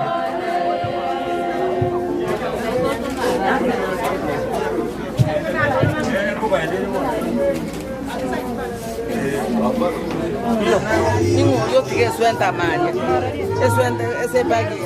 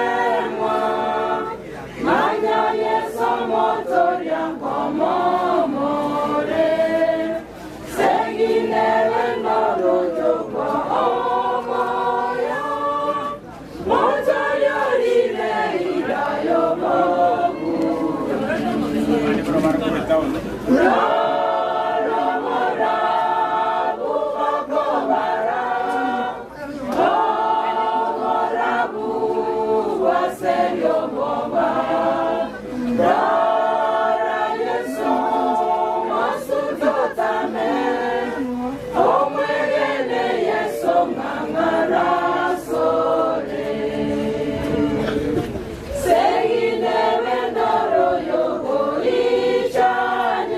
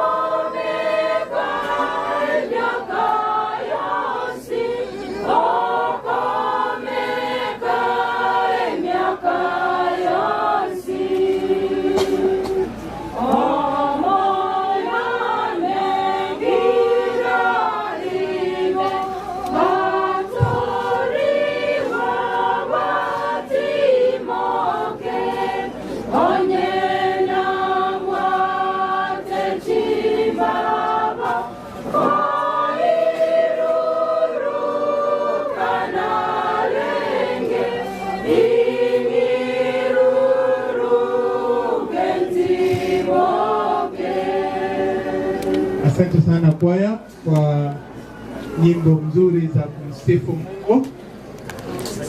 Sasa kwa vile tunaona tunaendelea kuview wachache ambao wamebaki, tunataka kuingia kwa sehemu kidogo tu, sehemu ya speeches. Number 1, kuna watu ya Ekenyoro hapa Getenga ambao wako pale town, tutakaribisha mmoja. Vile vile tuko na waziri kutoka Nyamira ambaye tutampatia nafasi pia aweze kuzungumza. Vile vile mzee Utange na Mogere ambao naambiwa kwamba wako miongoni mwetu. Elda kutoka Interesi nimemwona hakuwa pale, lakini kwa sasa yuko. Sasa ningeomba nimuite yeyote ambaye amesimamia Kenyoro kwa hii area, tupatie nafasi ili aweze kusema neno moja hivi, hatimaye tuweze kupatia hao wengine. Nani kutoka Kenyoro? Kenyoro nimepatiana nafasi, sijui kama mwenyekiti yako yule ambaye anasimamia Kenyoro, sijamuona, naambiwa hawajaingia.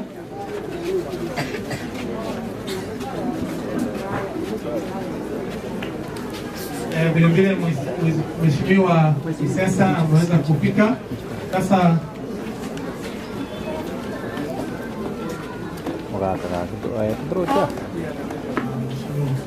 Sasa ningependa tupeane kipasa hiki kwa mzee Utange. Kama kuna jambo, tumpe kipasa sauti aweze kuzungumza.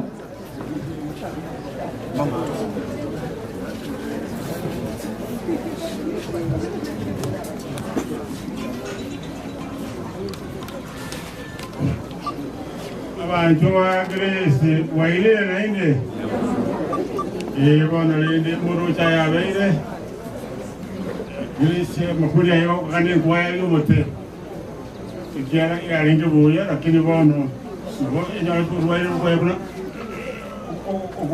kwa lenga kuna makuri ya kitu kuna msemo kwa lekera na kwa problem asili na wete wali akanaika ya kalwa wakawena ona tuwe tende sobre no pode kubochora pode kubuta kinini nyasai ne wada ichiwiya ye yo to sabanga awana bageresi verere we wata wiya nyasawa sani pasabuke yo ngo usa kwana asumwe tena como cosa manyanga mucho yo tiro wati tata na mama lakini yamana ile kwaroro bakunyara yo no abantu bane ndio kwa neno kwa sari yo kaki mwelele mwiwato yekera kilo mutu nentakana lakini bora kole ntakana bwe kwa sababu yao karendo ki yo komenya igono biyo mwana sogocha mwero kilo kwa abantu wale tingara mwero kilo wanjani kegara agata risito tingana abantu bangaji ko ruwaga ejo masaba lakini bono mwendo yo mwigo gachaka akalia rongo aiga abantu bangaga mamutu kirebuya muyemona asa kuruma lembe muruwete nainde endera ko yorwa ilimo abana bali bamenye buya mbiyemo nende biyemo so cyane mo kwera mbana ya sai mbiyemo sana nisemo gani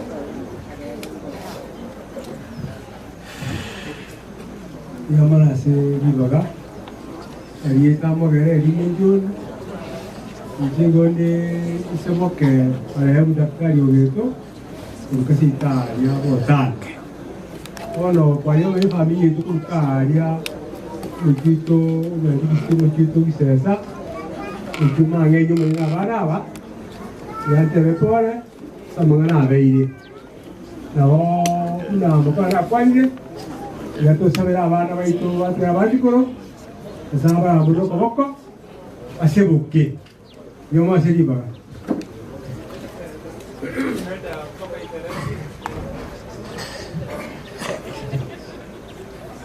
katika kifo cha dada wetu Grace tumepoteza shujaa kwa mambo ya elimu na pia kwa huduma ya kanisa.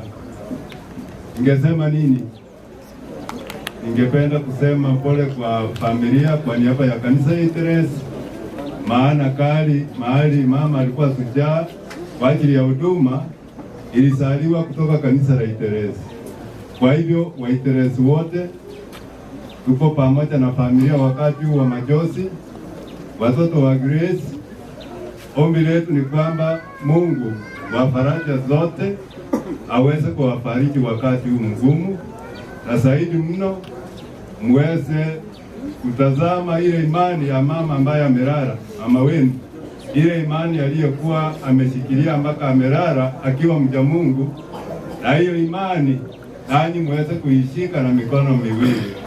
Hebu na Mungu awafariji na awabariki wakati kama huu. Asanteni. Asante sana Elda kwa mambo ya kufariji. Nataka kumpatia ndugu Marema nafasi ili niweze kuongeleza kutoka Jogoo. Asante Elda kwa nafasi.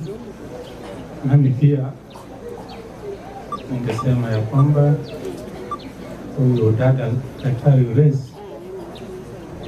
alikuwa mtu wa upendo, ndio sababu wengi wetu wamefika. Kwa watoto wa Grace tunawaombea mema, Mungu azidi kuwa nanyi. Najua ya kwamba huyu mama yenu ambaye ni rafiki wetu alikuwa amewaelekeza na kuwapatia mzingi ambao ulikuwa mzuri ndani ya Yesu. Kwa hivyo nawaombea ya kwamba Mungu atakuwa pamoja nanyi, atawalinda, atawahifadhi na pia mtaendelea. Kitu ambayo nilikuwa nasema ya kwamba mimi na wengine na Grace tulikuwa pamoja huko Joe SK Church kabla hawajahama. Grace alikuwa ni mchapakazi wa kanisa, pia kazi yake ya ualimu. Kwa hivyo tulikuwa tunampenda kwa kazi, na alikuwa na ushauri mzuri kwa vijana wakati ule wake tukiwa huko Joe. Kwa hivyo sisi kama jamii tunawaombea nyinyi muwe pamoja, msidi kuelekeza ile legacy ya mama yenu. Pia tutakuwa pamoja, tutawaombea Mungu asidi kwa nanyi. Asante kwa nafasi. Asante ndugu Emma. Nataka kumpatia ndugu Mwingi nafasi pia aseme neno moja. Bwana Yesu asifiwe. Haleluya. Ligere lyoyo mino mwatevi nga marehemu tarachiwa. Bwana Yesu asifiwe. Familia ya Grace ngoba pole sana. Pole nene ncheno tole tuwekene na Grace Rocha. Grace na tuombelete Rocha na nchende ko Rocha ngungwa. So rende ebodi ayekere orakwe ngaki orakwe orare kore igora arare enkore yawo ki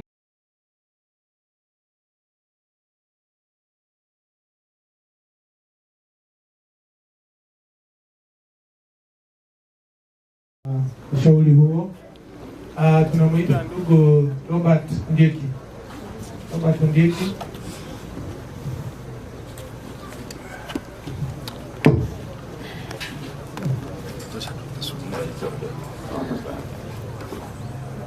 God is good all the time.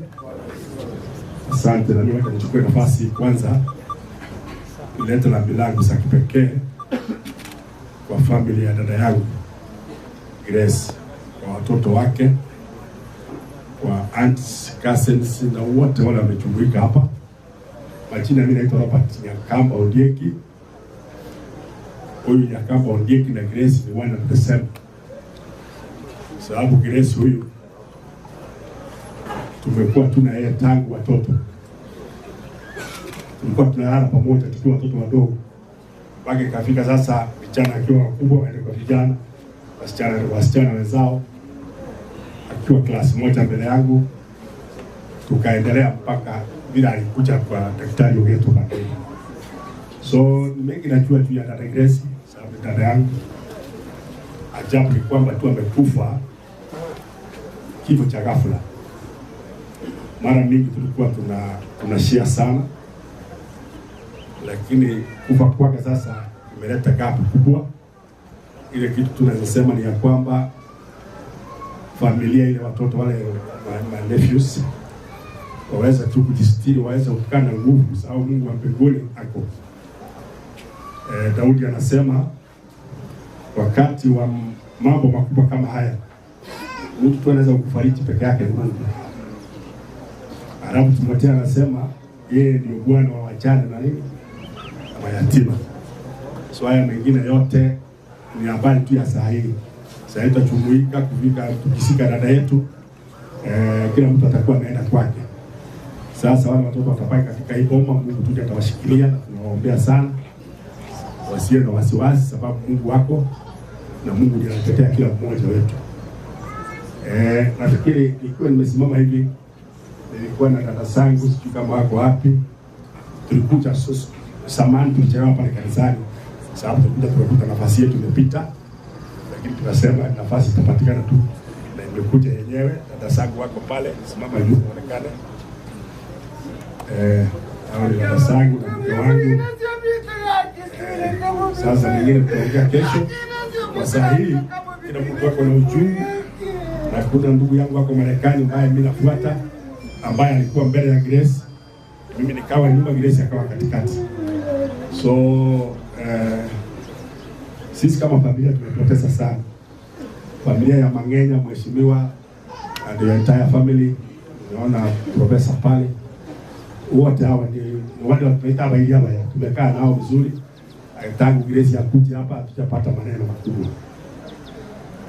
Mambo ni mengi nasongea juu ya Grace, by the way. Ni mengi ndugu yangu. Grace akifanya form 4 akienda Sengera, nilifanya form 4 baadaye. Nyuma yake mwaka moja class 7. Akaenda Sengera, mimi nikaenda Nzio. Akitoka Sengera kwenda Mukumu, mimi sikupata max ya kwenda 11. Nikaenda shughuli zangu chukani. Lakini akimaliza form 11 alikuja akanitafuta. Akaniambia sitakuacha nyuma. Nataka tutafute mbinu tufanye mtihani tena. Mpaka unifuata hapa nyuma tutembea pamoja. Na tukalipa mtihani, hata hakuna mtu anatuata siaiongea hiyo, hata kwetu wajua. Na tukalipa mtihani na tukatafuta mtu ya kwenda kufanya mtihani. Lakini ile kilitokea ni kwamba siku ya mtihani ikawa sheria ya serikali imekuwa kali, mwenye alikuwa anaenda kufanya akaogopa. So tukawachia. Na kila mtu akaenda shughuli yake, akaendelea masomo yake, mimi nikaendelea kwa kazi yangu, vile Mungu alikuwa amepanga, na tukaendelea na maisha. So idara tulikuwa tumefanya mambo mengi. Tulikuwa tunapendana sana. Wacha Mungu apigune mweka mahali pema mpaka siku tutakapokutana ya kiyama, wengine atatuelekeza. Sini wawachia hapo tena kupata nafasi ile tutazungumza. Mungu awabariki sana. Asante ndugu Robert Ngeki kwa ushauri huo mkubwa. Sasa tunataka kuangalia agenda. Tabita Birungu, uje useme neno moja, alafu tutaenda kwa mheshimiwa kuletea waziri, alafu tutarudi kwa pasta akienda kutumalizia. Biamara soko ngali wala. Eliere nje kwa na maya asi umuiwone Grace oralire. Grace gati wetu musubati omuke sana na abana ba daktari wetu. Abana ba Grace mamu mino barusiriale. Okolire meremema kongo kuno mukungu kuenda kurukwanga a strong woman. Gako basomya, gako bakinya, gako barageria, nere boigo gako soma. Oyo oralire mabune daktari. Bono mbwe koralire. Inu mwatiga ine chinsase chiaye. Ende murabande.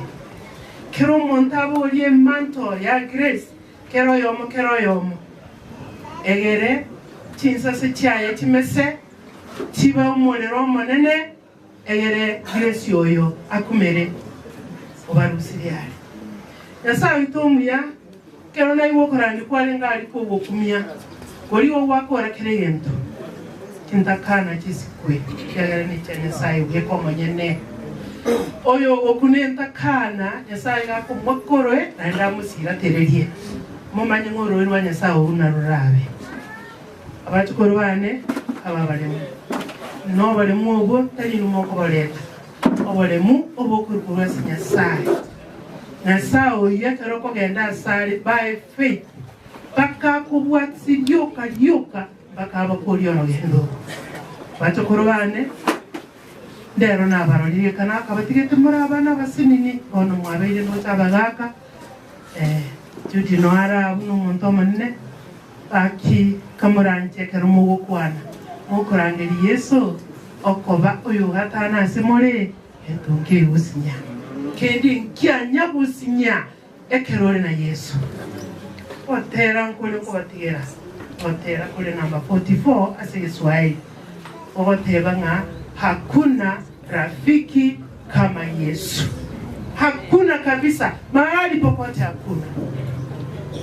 Ekerumura tero ukere moro bamino osese mogakale ogotero kubachenge kubaleta si Yesu. Baki ibona abasorora. Nonya ni ntirendo bwatu butya umungino yoralira ne shuja. Oyo ne queen moroche bunas ko biru na ndema binata ko bwe kamuranje moimo kieta ya yegoro lyoka ekeruko unganko weru bateba nga Yesu imbwati sieta ya mamete nene okuna kuosa bakwane na ina basabeira maya Yesu ambe ya monainwe na hakuna rafiki kama Yesu. Asante. Hayo ni maombi mazuri sana kwa familia. Tushukuru sana Mama Tabitha. Sasa anamuita principal dakika moja, alafu nitampea mheshimiwa. Tunataka kukamilisha kipindi hiki. Principal Mbeste kuja kwa neno moja tu, alafu tutapeana mheshimiwa na tuletee wengine. Asante sana kwa nafasi. Na yangu. Asante sana. Mimi pia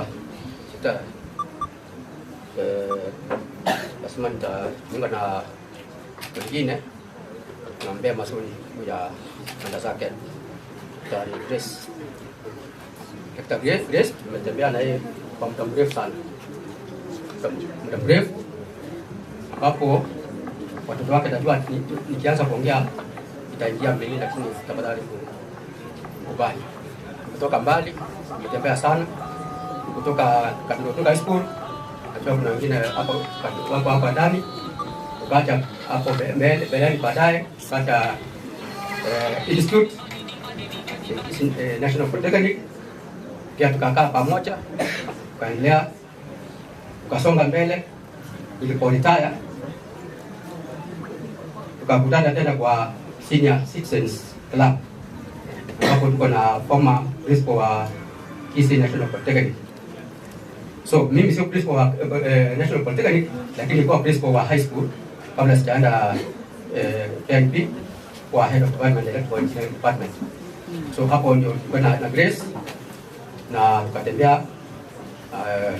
Najua Grace is a person of integrity, a person of advice, a person who led many to follow the right path in terms of character and profession.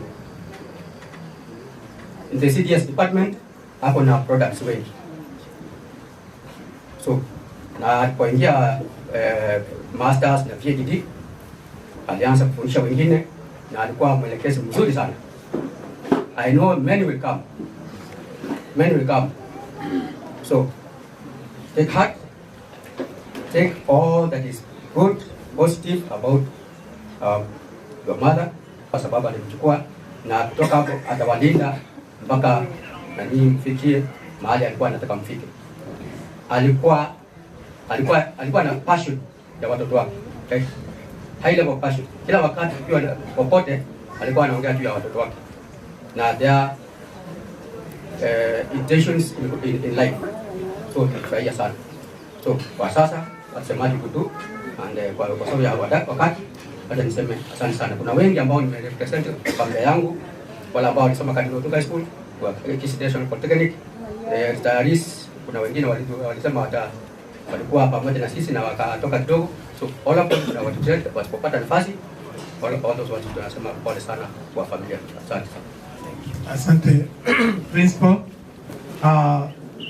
Nadhani hakuna mwenye tumesahau kwa sababu tunaenda kumaliza, kwa sababu kesho hakutakuwa na speeches, tutakuwa na mambo ya picha na nyimbo na mahubiri. Kwa hivyo wale mpata nafasi leo ni nafasi nzuri ya kuweza kutoa speech yako. Nataka kumkaribisha Mheshimiwa Gisesa ili uweze kuleta waziri baada ya wewe kutoa speech.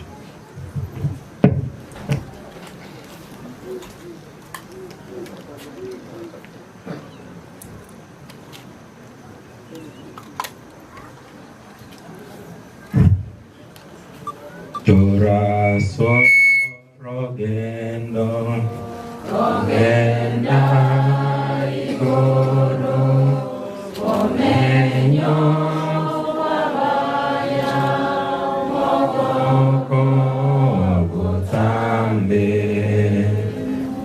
timori kogenda timori kogenda mate timori kogenda igoro. Asante. Kwa jina mimi naitwa Nyambega Gisesa. Grace is my aunt kutoka kule nyumbani Botana. Kinainde na intino musani ona orenge sana. Onye gintene nangene pastor naberega na kabere toni ga no na verse amborra semkorara no na ga chenara na mwanti ga. She was very accommodative, used to come every time, actually any time of the day. Auntie abange mama monga na buchere used to come any time of the day and then time of the night. Tuwa moboki and to endagra to ragra. So we've lost as a family. So I take this opportunity to also say pole sana to my cousins, Judy, Mike, Kevin, Shem, and the entire Amangenya and the entire Obiro family. Kwa sababu ya muda pia, najua wengine wametravel leo. I'll recognize a few, the families who are here, wengine wanafanya mkono hivi. Alafu tukimaliza, ndio tupe pastor tu ni waziri or one or two will speak. Esobege Chavez, toka kule kwetu Korwalio Mchoma sasi, na arunaba Mchoge Chavez na baroragaiga. Nasimama Santiago Charles na wengine sijui mahali wako. Niliona the Gen Chavez, sijui kama mmoja ataongea. Gen Chavez, haya. Uncle Charles was very close to the late my uncle, kwa anaitwa Dr. Charles Ogeto, the wife to Kuja Mbele, Uncle Charles. Aro Musgari, sako.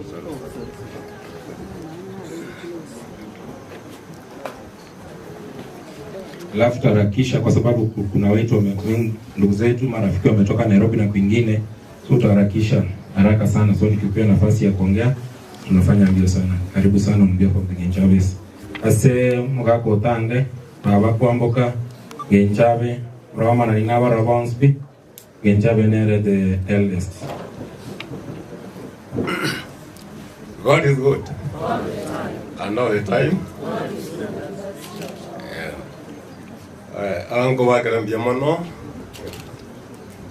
Awe kenyoro, awe kenyoro muitanesi. So wote kwenu gan asobonge ko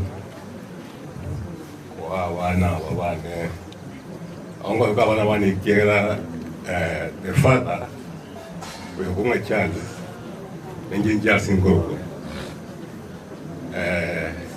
Igare no mokiaro nare. So kwenu. Watu wamenya nere ikira inge university ya Nairobi. Nguo nare kumenya. Most of the time. Grace graduate. My place was the first place ya Monete. For the vinga, my cousin,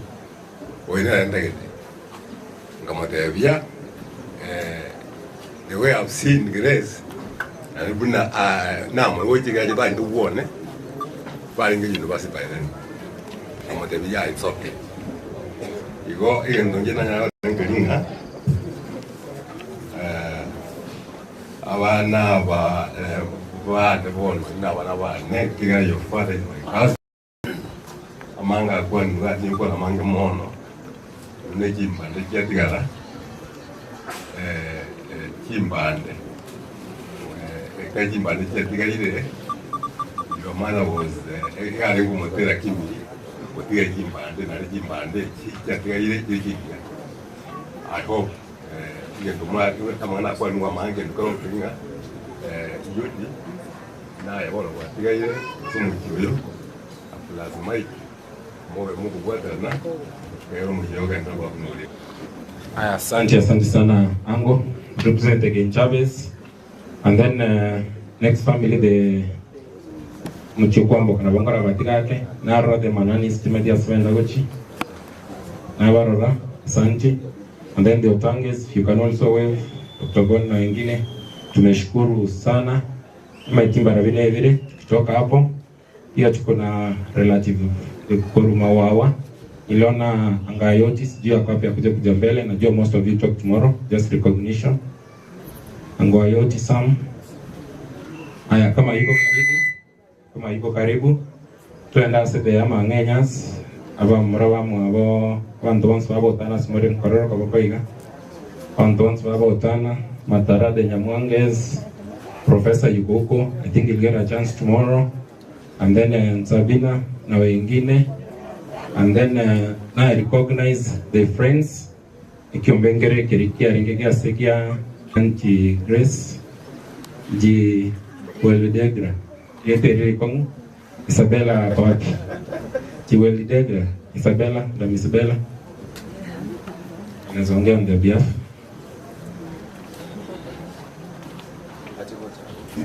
Takuja hapo kwa sababu streaming.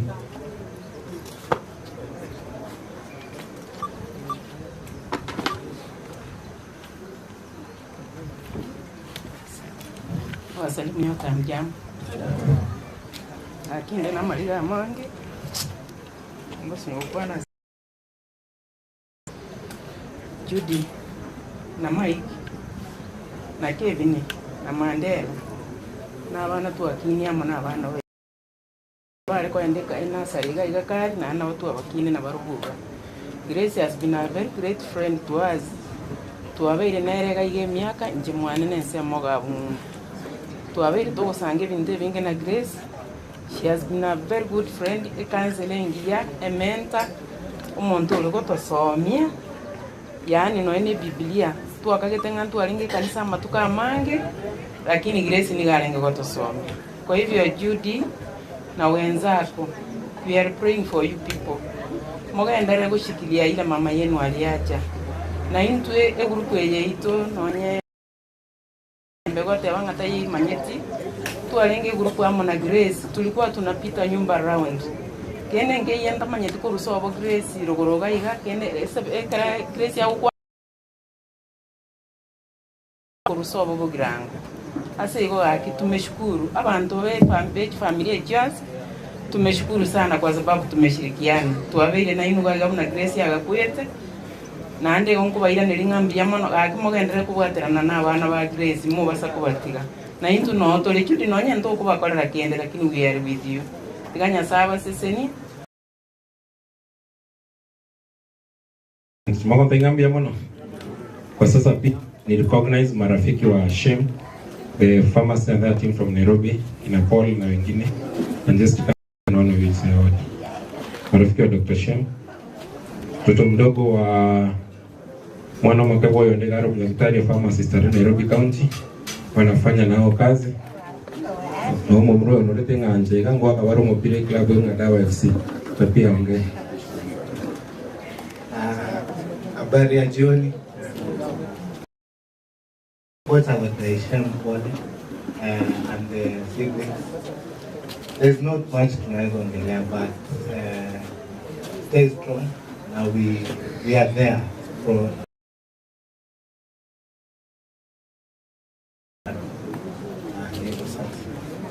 Asante, tumeshukuru. Pia kuna marafiki wa Mike. We have all of us actually have almost the same friend.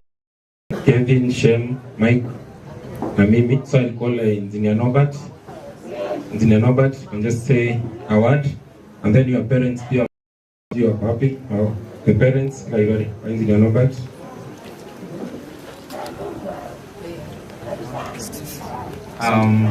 God is good all the time. First of all, poleni sana.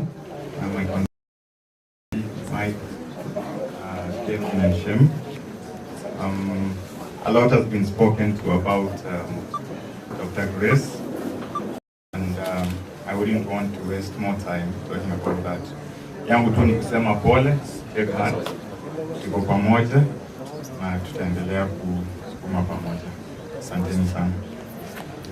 Asante. Pia Kevin anafanya kazi kule Nyamira hospitali. Naona Dr. Toya kule na watu wengine kutoka Nyamira na marafiki wa Judy na colleagues pia utapata nafasi kesho.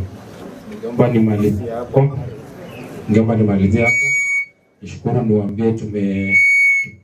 Nishukuru niwaambie kwamba angetekea kesho pia tutakuwa na chakula hapa na tutakuwa na chakula kule katika kwa venue. The Kisii School. The venue will be at Kisii School. We'll be moving here from exactly at 8:30 in the morning. So we'll move strictly at 8:30 in the morning kwenda kule kwa uwanja. So si lazima ukuja hapa, juu pia chakula inawekwa na kila kitu inawekwa kila wakati. And then pia venye mnaona compound si kubwa sana. So pia tutafanya controlling when we'll come to the final rites. Acha nimalizie hapo. Mosque ya Buya nilikuwa na sijui tuongea pia kesho. Acha nimalizie hapo. My father Professor Kisesa Zawevi tuongea kesho. Asante. Let me now call pastor turudi kwa kanisa ndio tumalizie hapo. Alafu kabla niite pastor tuko na waziri pia ni relative wetu, mwaziri wa Nyamira County, mwaziri wa Public Service Management, Mosque Kennedy Angwenyi nilikuja ndani kimalizo unipe alafu nite pastor. Asante. Asante sana mheshimiwa. Asante mheshimiwa kwa nafasi. Mimi naitwa Kennedy Angwenyi Okeyo. Nyumbani ni Keroka.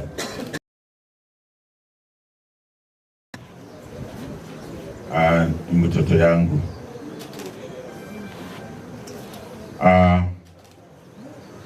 Kwa niaba ya mimi mwenyewe, familia yangu na county government of Nyamira, ningependa kuleta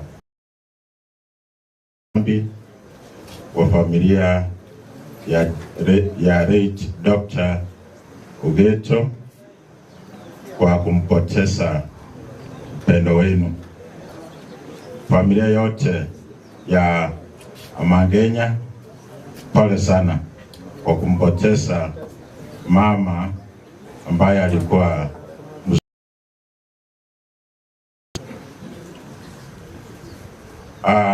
sisi natoka Keroka ambapo tunakaa na ndugu za Dr. Late ambaye ni husband ya mama huyu ya Merara. Tumekaa huko kwa muda mrefu sana. Kwa hivyo hii familia ni familia nzuri sana. Dr. aliaga kitambo sana, lakini mama amefanya kazi mzuri ya kusomesha watu mrefu kwa sababu alifanya kazi mzuri. Kwa hivyo pole sana. Wakati mgumu tunawaombea Mungu awapatie nguvu na ujasiri ili mustahimili huu msiba wote. Kutoka hii familia tuna watu ambao wanafanya kazi katika county government ya Nyamira. Tuko na Dr. Kevin ambaye ni mtoto wa Grace. Pia kuna Mike anafanya katika county assembly ya Nyamira, anatoka hii familia. Nyambega Kisesa pia anatoka hii familia. Kwa hivyo kwa niaba ya wafanyakazi wote wa County Government ya Nyamira tunasema pole na tunasema ya kwamba tuko pamoja wakati mgumu. Kwa hivyo ningependa wale wafanyakazi kutoka Nyamira kufariji wenzetu kwa kupoteza mama yao, tafadhali mahali huko kuonyesha mkono hivi kidogo.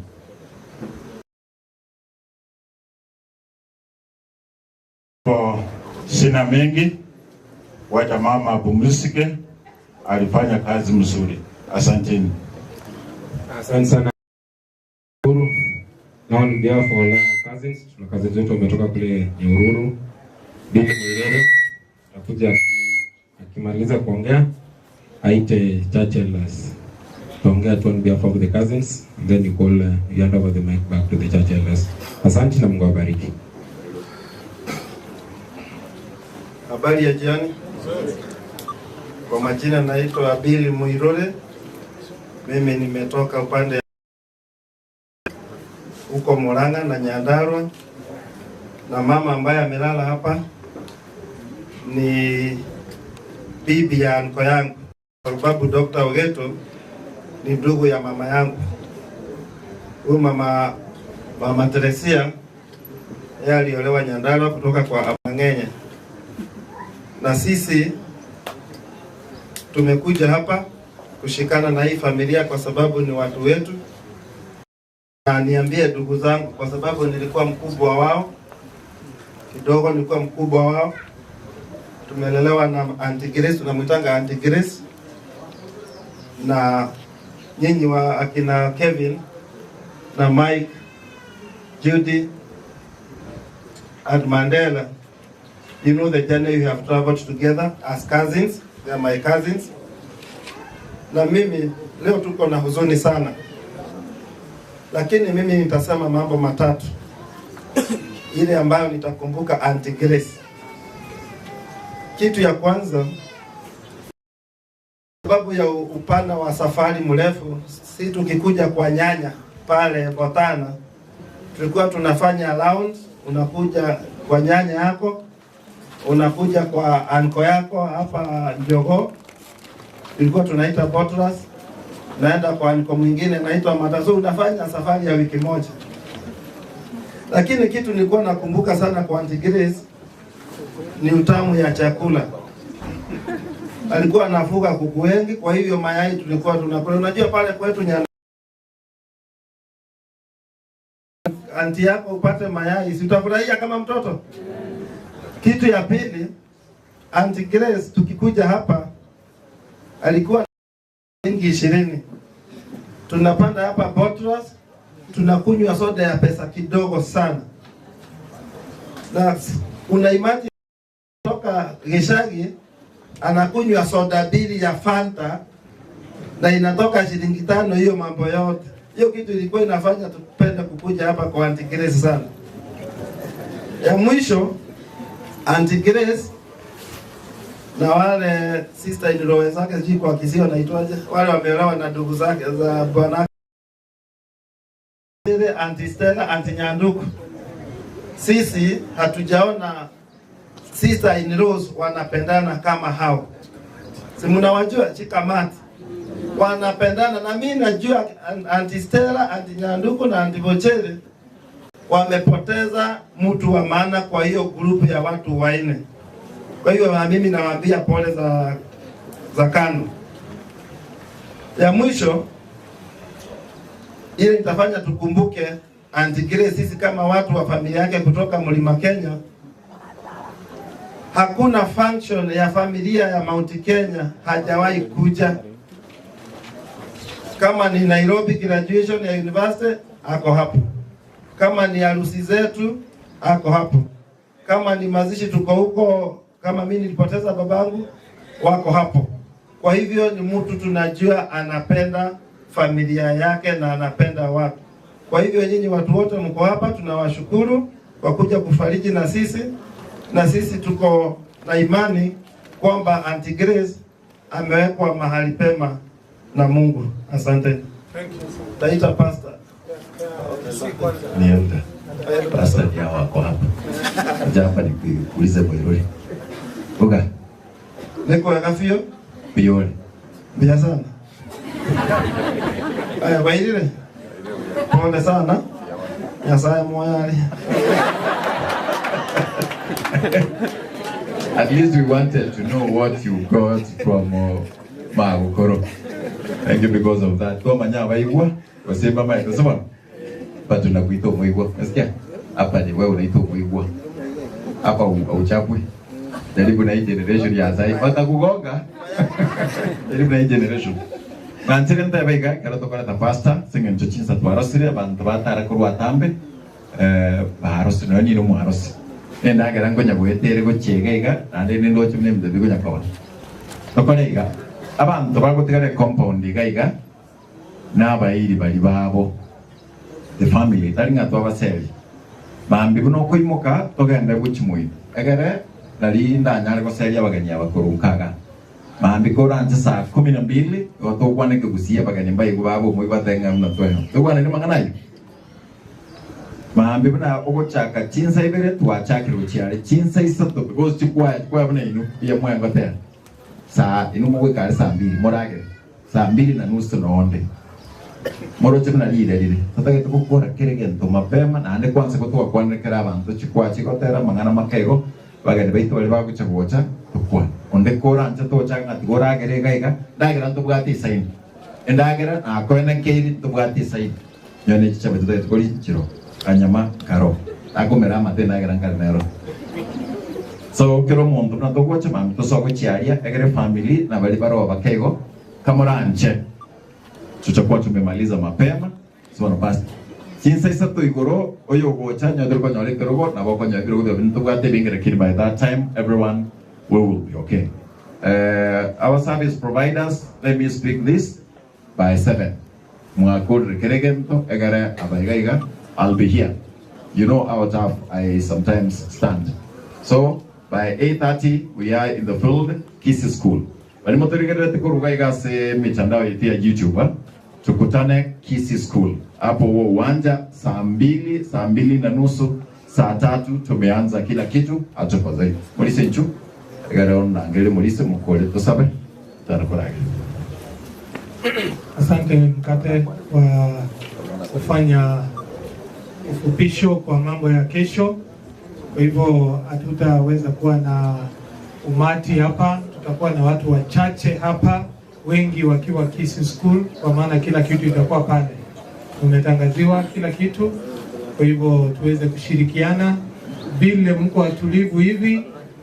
Harusi ya Dr. Grace iwe hivi hadi kesho mpaka tumalize, na hadi siku ile tutakutana na yeye ile asubuhi wakati Yesu atarudi. Asante, nataka kumleta Pastor Clifford, Dr. Clifford Ratemo ili aweze kuongea neno, alafu atatufungia kwa ombi. Hatimaye tutapatia familia nafasi waweze kuzungumza na marafiki zao ambao wametoka mbali, ili wakijiandaa kupata chakula na hatimaye kupumzika, kujiandaa kwa shughuli ya kesho. Kwa hivyo Pastor, karibu ili uweze kuzungumza nasi. Oh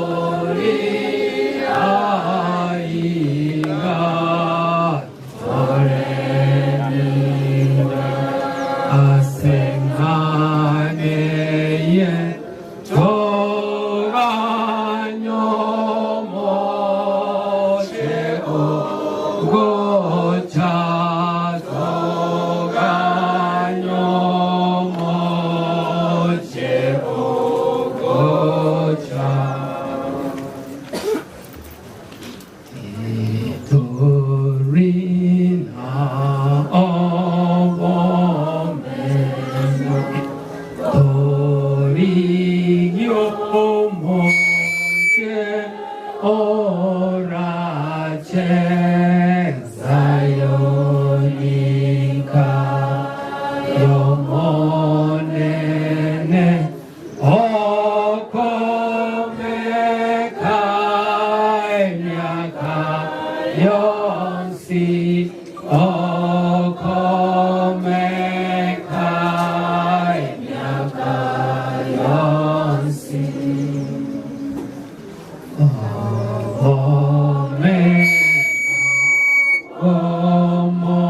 omorembe batori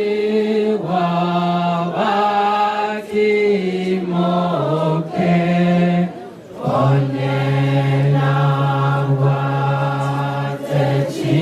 watechimbaba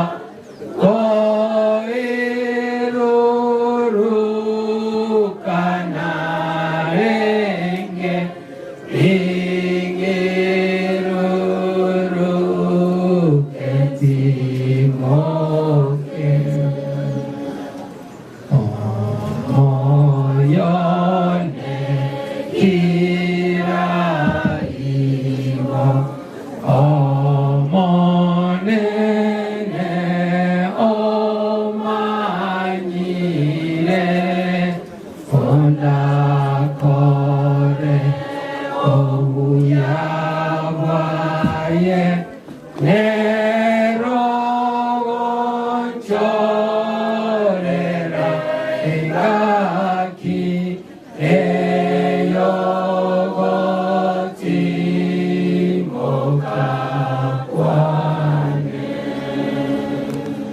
Brothers and sisters, the family of the late Dr. Grace Ogeto, his children, beloved children, which have been left now as orphans, all the larger family members here present, friends that have come to condole with this family, our church members here from Kari, Jogo district, and the Millennium, all the well-wishers that have come here tonight. I greet you in the name of Jesus. The last time I was with Dr. Grace here lying was a time when she was celebrating a great feat in her life. After she graduated with a PhD. You can see her today adorned in that gown. That wonderful, beautiful picture of Dr. Grace. That's Dr. Grace. I think I was able to recognize her better in that picture than how she was looking in that coffin.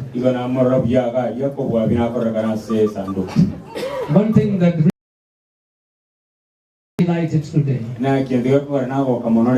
despite the fact that we will be laying her to rest in a few days, I want to thank God for her. Dr. Grace did not waste her life. The gift of God that was given her, the gift of Dr. Grace never wasted that gift of life. Some of us, which have been given life, may waste it if we are not careful. You see, despite all of Dr. Grace, her educational achievements, raised in a wonderful family, building a good home here, despite all these wonderful achievements in her life, one thing that was important than all the other things, That thing was found by one person in the Bible. A lady like her. Her name was called Mary. I will take you there because of the interest of time. But the Bible spent time at the feet of Jesus. And her sister Martha, who was very generous,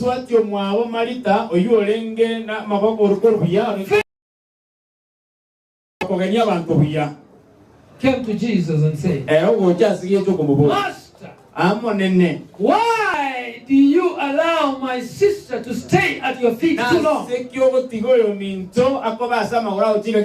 When I am all alone struggling in the kitchen. And Jesus looked unto her and said, Martha, Martha, you are concerned about many things. But one thing is expedient. One thing is important. And that Mary, your sister, has found it. Has found it. That one thing which Jesus told Mary. Dr. Grace That's why when you are listening to the speeches of the brethren here before, you hear the seasoned speeches that have been spoken.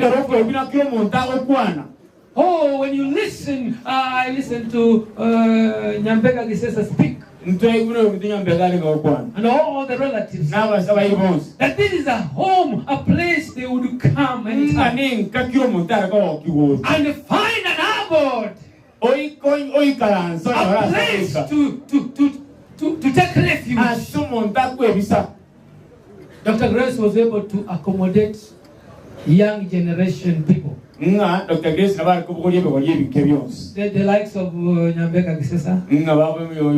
Allow me to use your name because you're my friend. Because I remember also one time as a young man, when I was in those ages that I was talking about, I had a person similar to Dr. Grace. And that person was my mother. And I want the children of Dr. Grace to know this thing. That if they are doing well today, if you are doing well today, I even had some of you working in the county government. I want you to know today, and you will go and search and do your research, and you will discover your successes that you may be enjoying. The prayers of these ladies. The prayers of this lady lying here. Because I remember those days when I would come from Kisii Town to my home.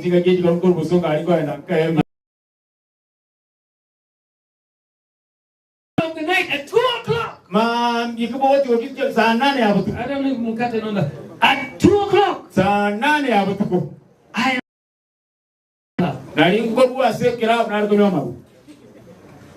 I have come there drunk in the middle of the night. And I'm passing through Getachew. You know those places who know Nyancho?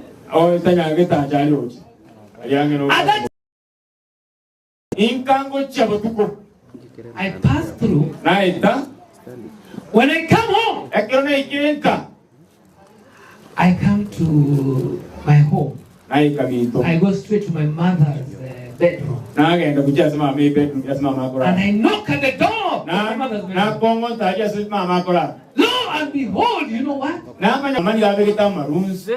Pray. I will knock hard. Mama rises, comes out around the sitting room, opens the door, and let me in. The following morning, one day I remember, after that day day, there were many like those. But that day we received the news that somebody was killed just at Getachew. And the time that the person died and was killed or murdered was almost the same time when I passed their ground. I sometimes asked myself, how? But instead, I come home alive. I was not a Christian. I was not praying.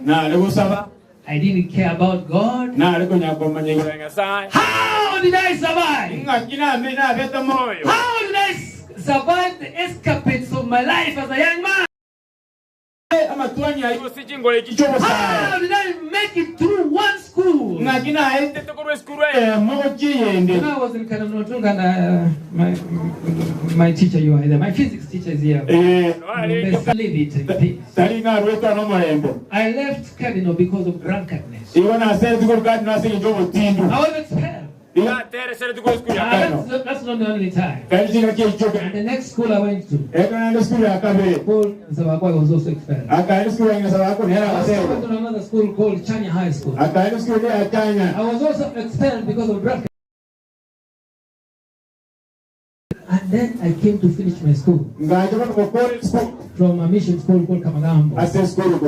How did I make it?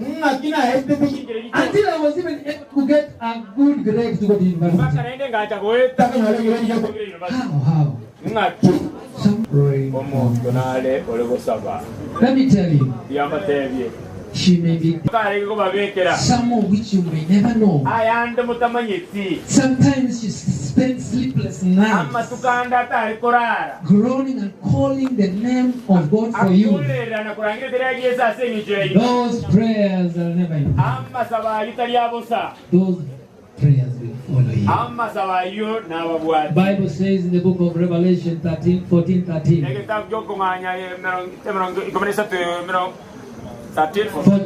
of Revelation. The Bible says, blessed are those who die in the Lord.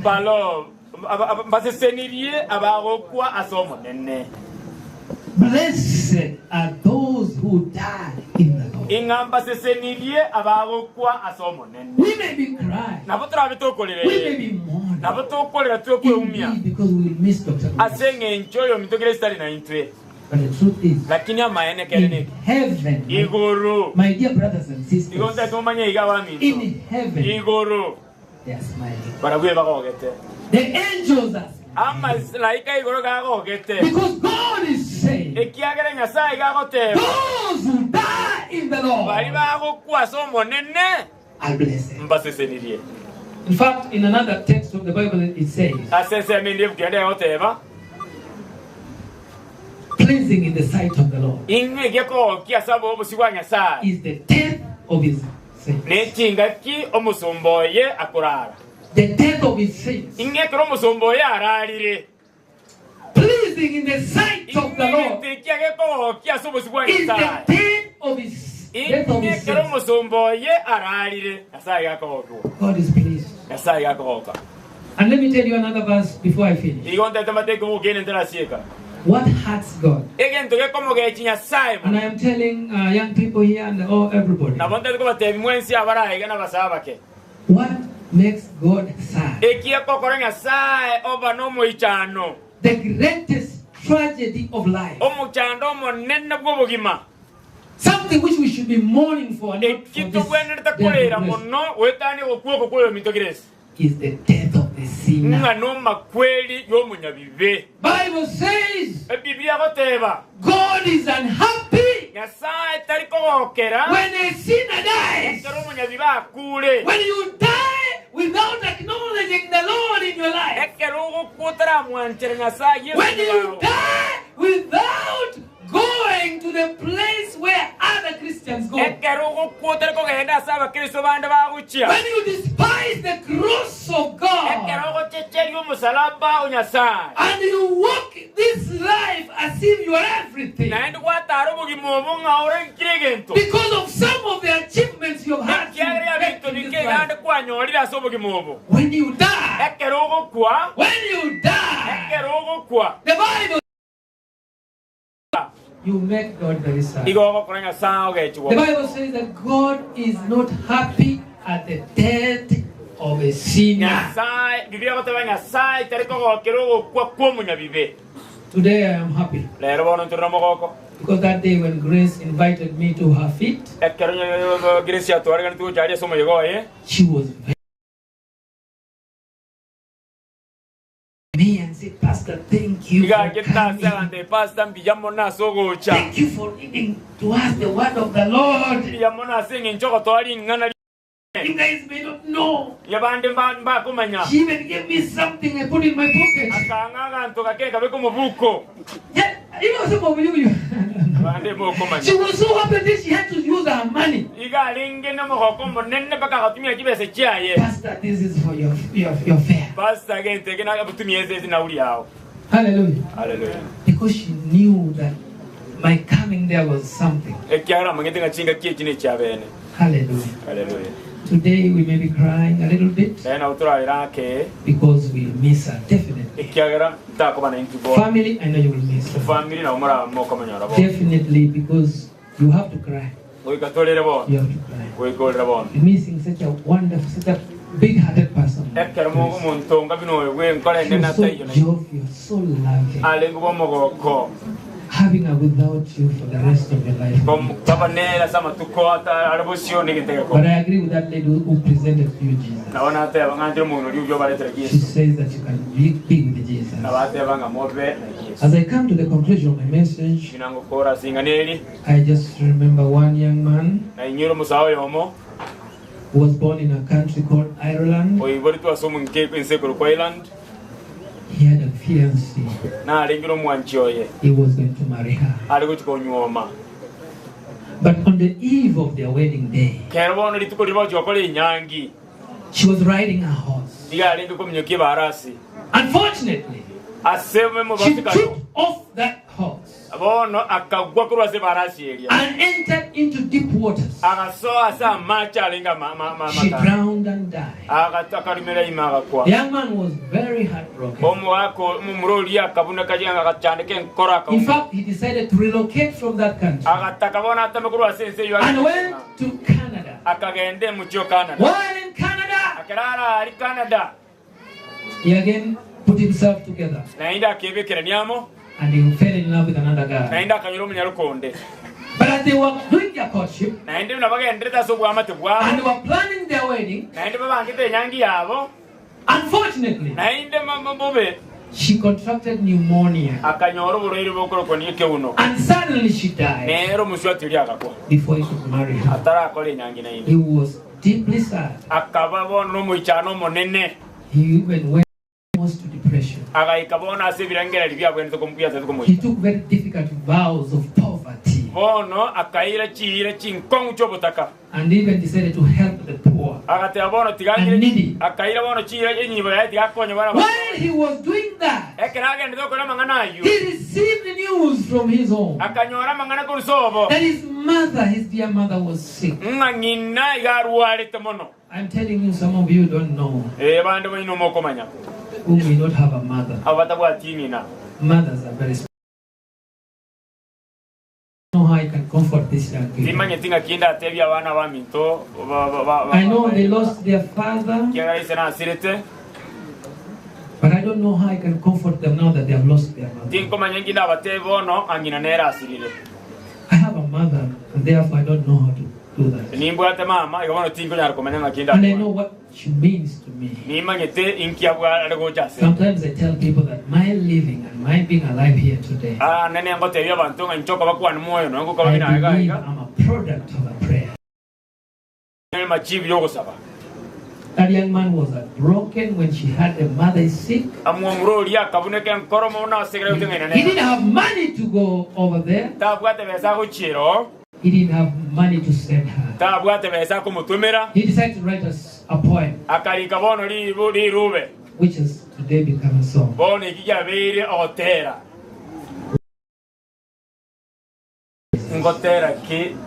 What a friend we have in Jesus. All our sins and griefs to bear. What a privilege to carry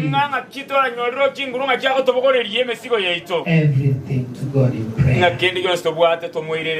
I am calling all of us, especially family friends, children of this family, those who really knew grace. Take it to the Lord in prayer. The Lord is faithful. He will carry you it all. What a friend we have in Jesus.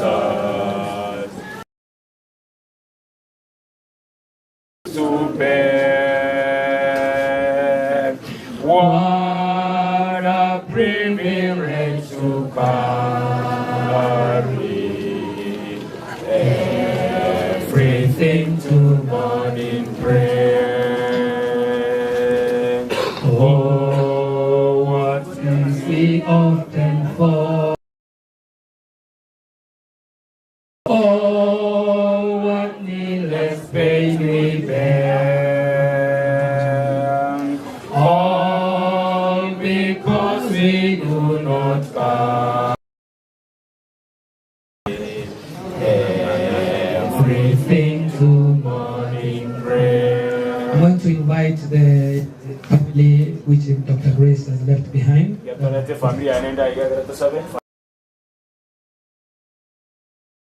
You can also come, your cousins, to go with them. Please come with them. Come. We want to pray. And the elders here, the pastors who came here, the pastoral ministers, surround them from behind. Wale ambao wamepewa upako wa kuhubiri Injili, wazee wa kanisa na pastors, tuwaweke mbele. Mbele muonekane hivi. Nikumbuke kwamba kuna marafiki wako online wangependa kutuona vizuri. Kwa hivyo asante sana. Shukuru sana.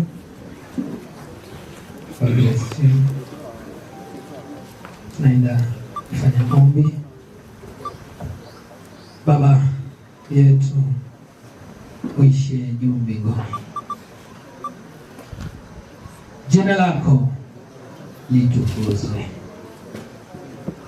Wewe Mungu uliumba mbingu, ukaumba nchi, ukaumba bahari, ukaumba chemchemi ya maji,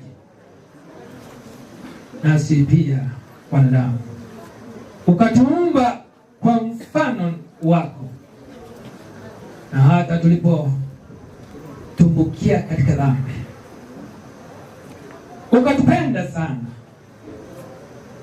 Haukutuacha tupotee milele, bali ukamtuma mwana wako wa pekee Yesu Kristo aliyetandikwa katika msalaba wa Kalvari, ili kwamba sisi waja wako tuweze kuitwa wana na binti wa mfalme Mungu.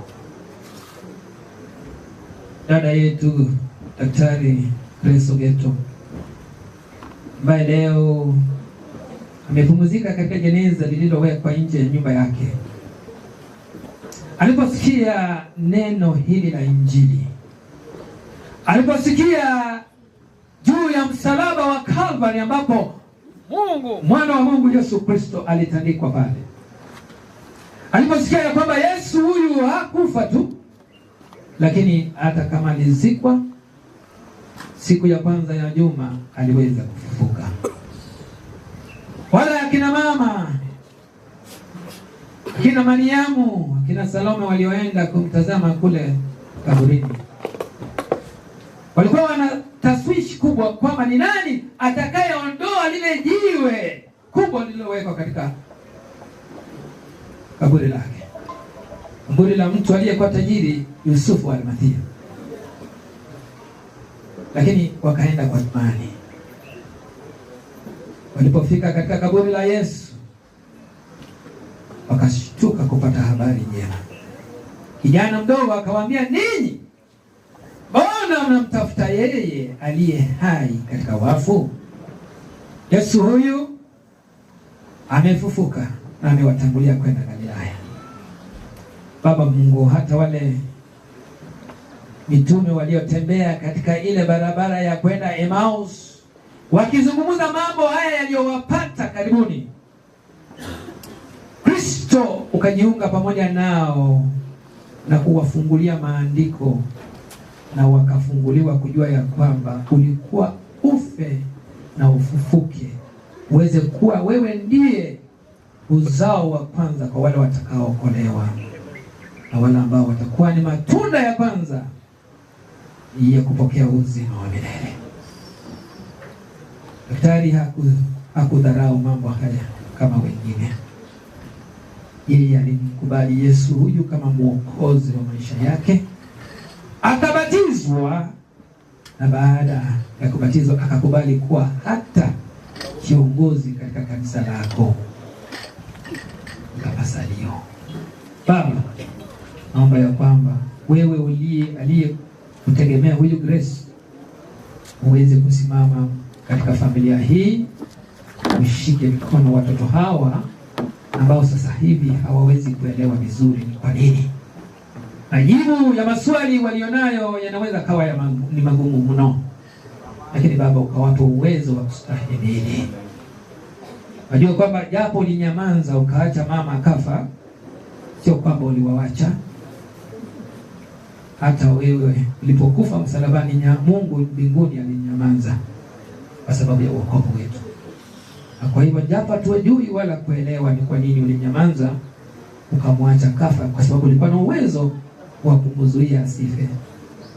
Lakini kwa sababu ulinyamaza, basi wawezeshe watoto hawa kuelewa na kukubali kwamba ni kwa mapenzi yako, ili wakushikilie wewe mpaka siku ile tarumbeta ya Bwana itakapolia, wamuone mama yao na hata baba yao aliyewatangulia zamani kidogo, na wateule wote na wapendwa wetu waliotutangulia. Tufurahi kwa pamoja tukishangilia na tukiimba wimbo wa Musa na mwana kondoo, tukisema huyu ndiye Mungu wetu tuliyemchagua. Asante kwa kutusikia na kujibu maombi yetu, na hata siku ya kesho tutakapokuwa tunakongamana pamoja, uweze kutupa utulivu kama uliotupa siku ya leo. Na katika jina la Yesu Kristo tunaomba na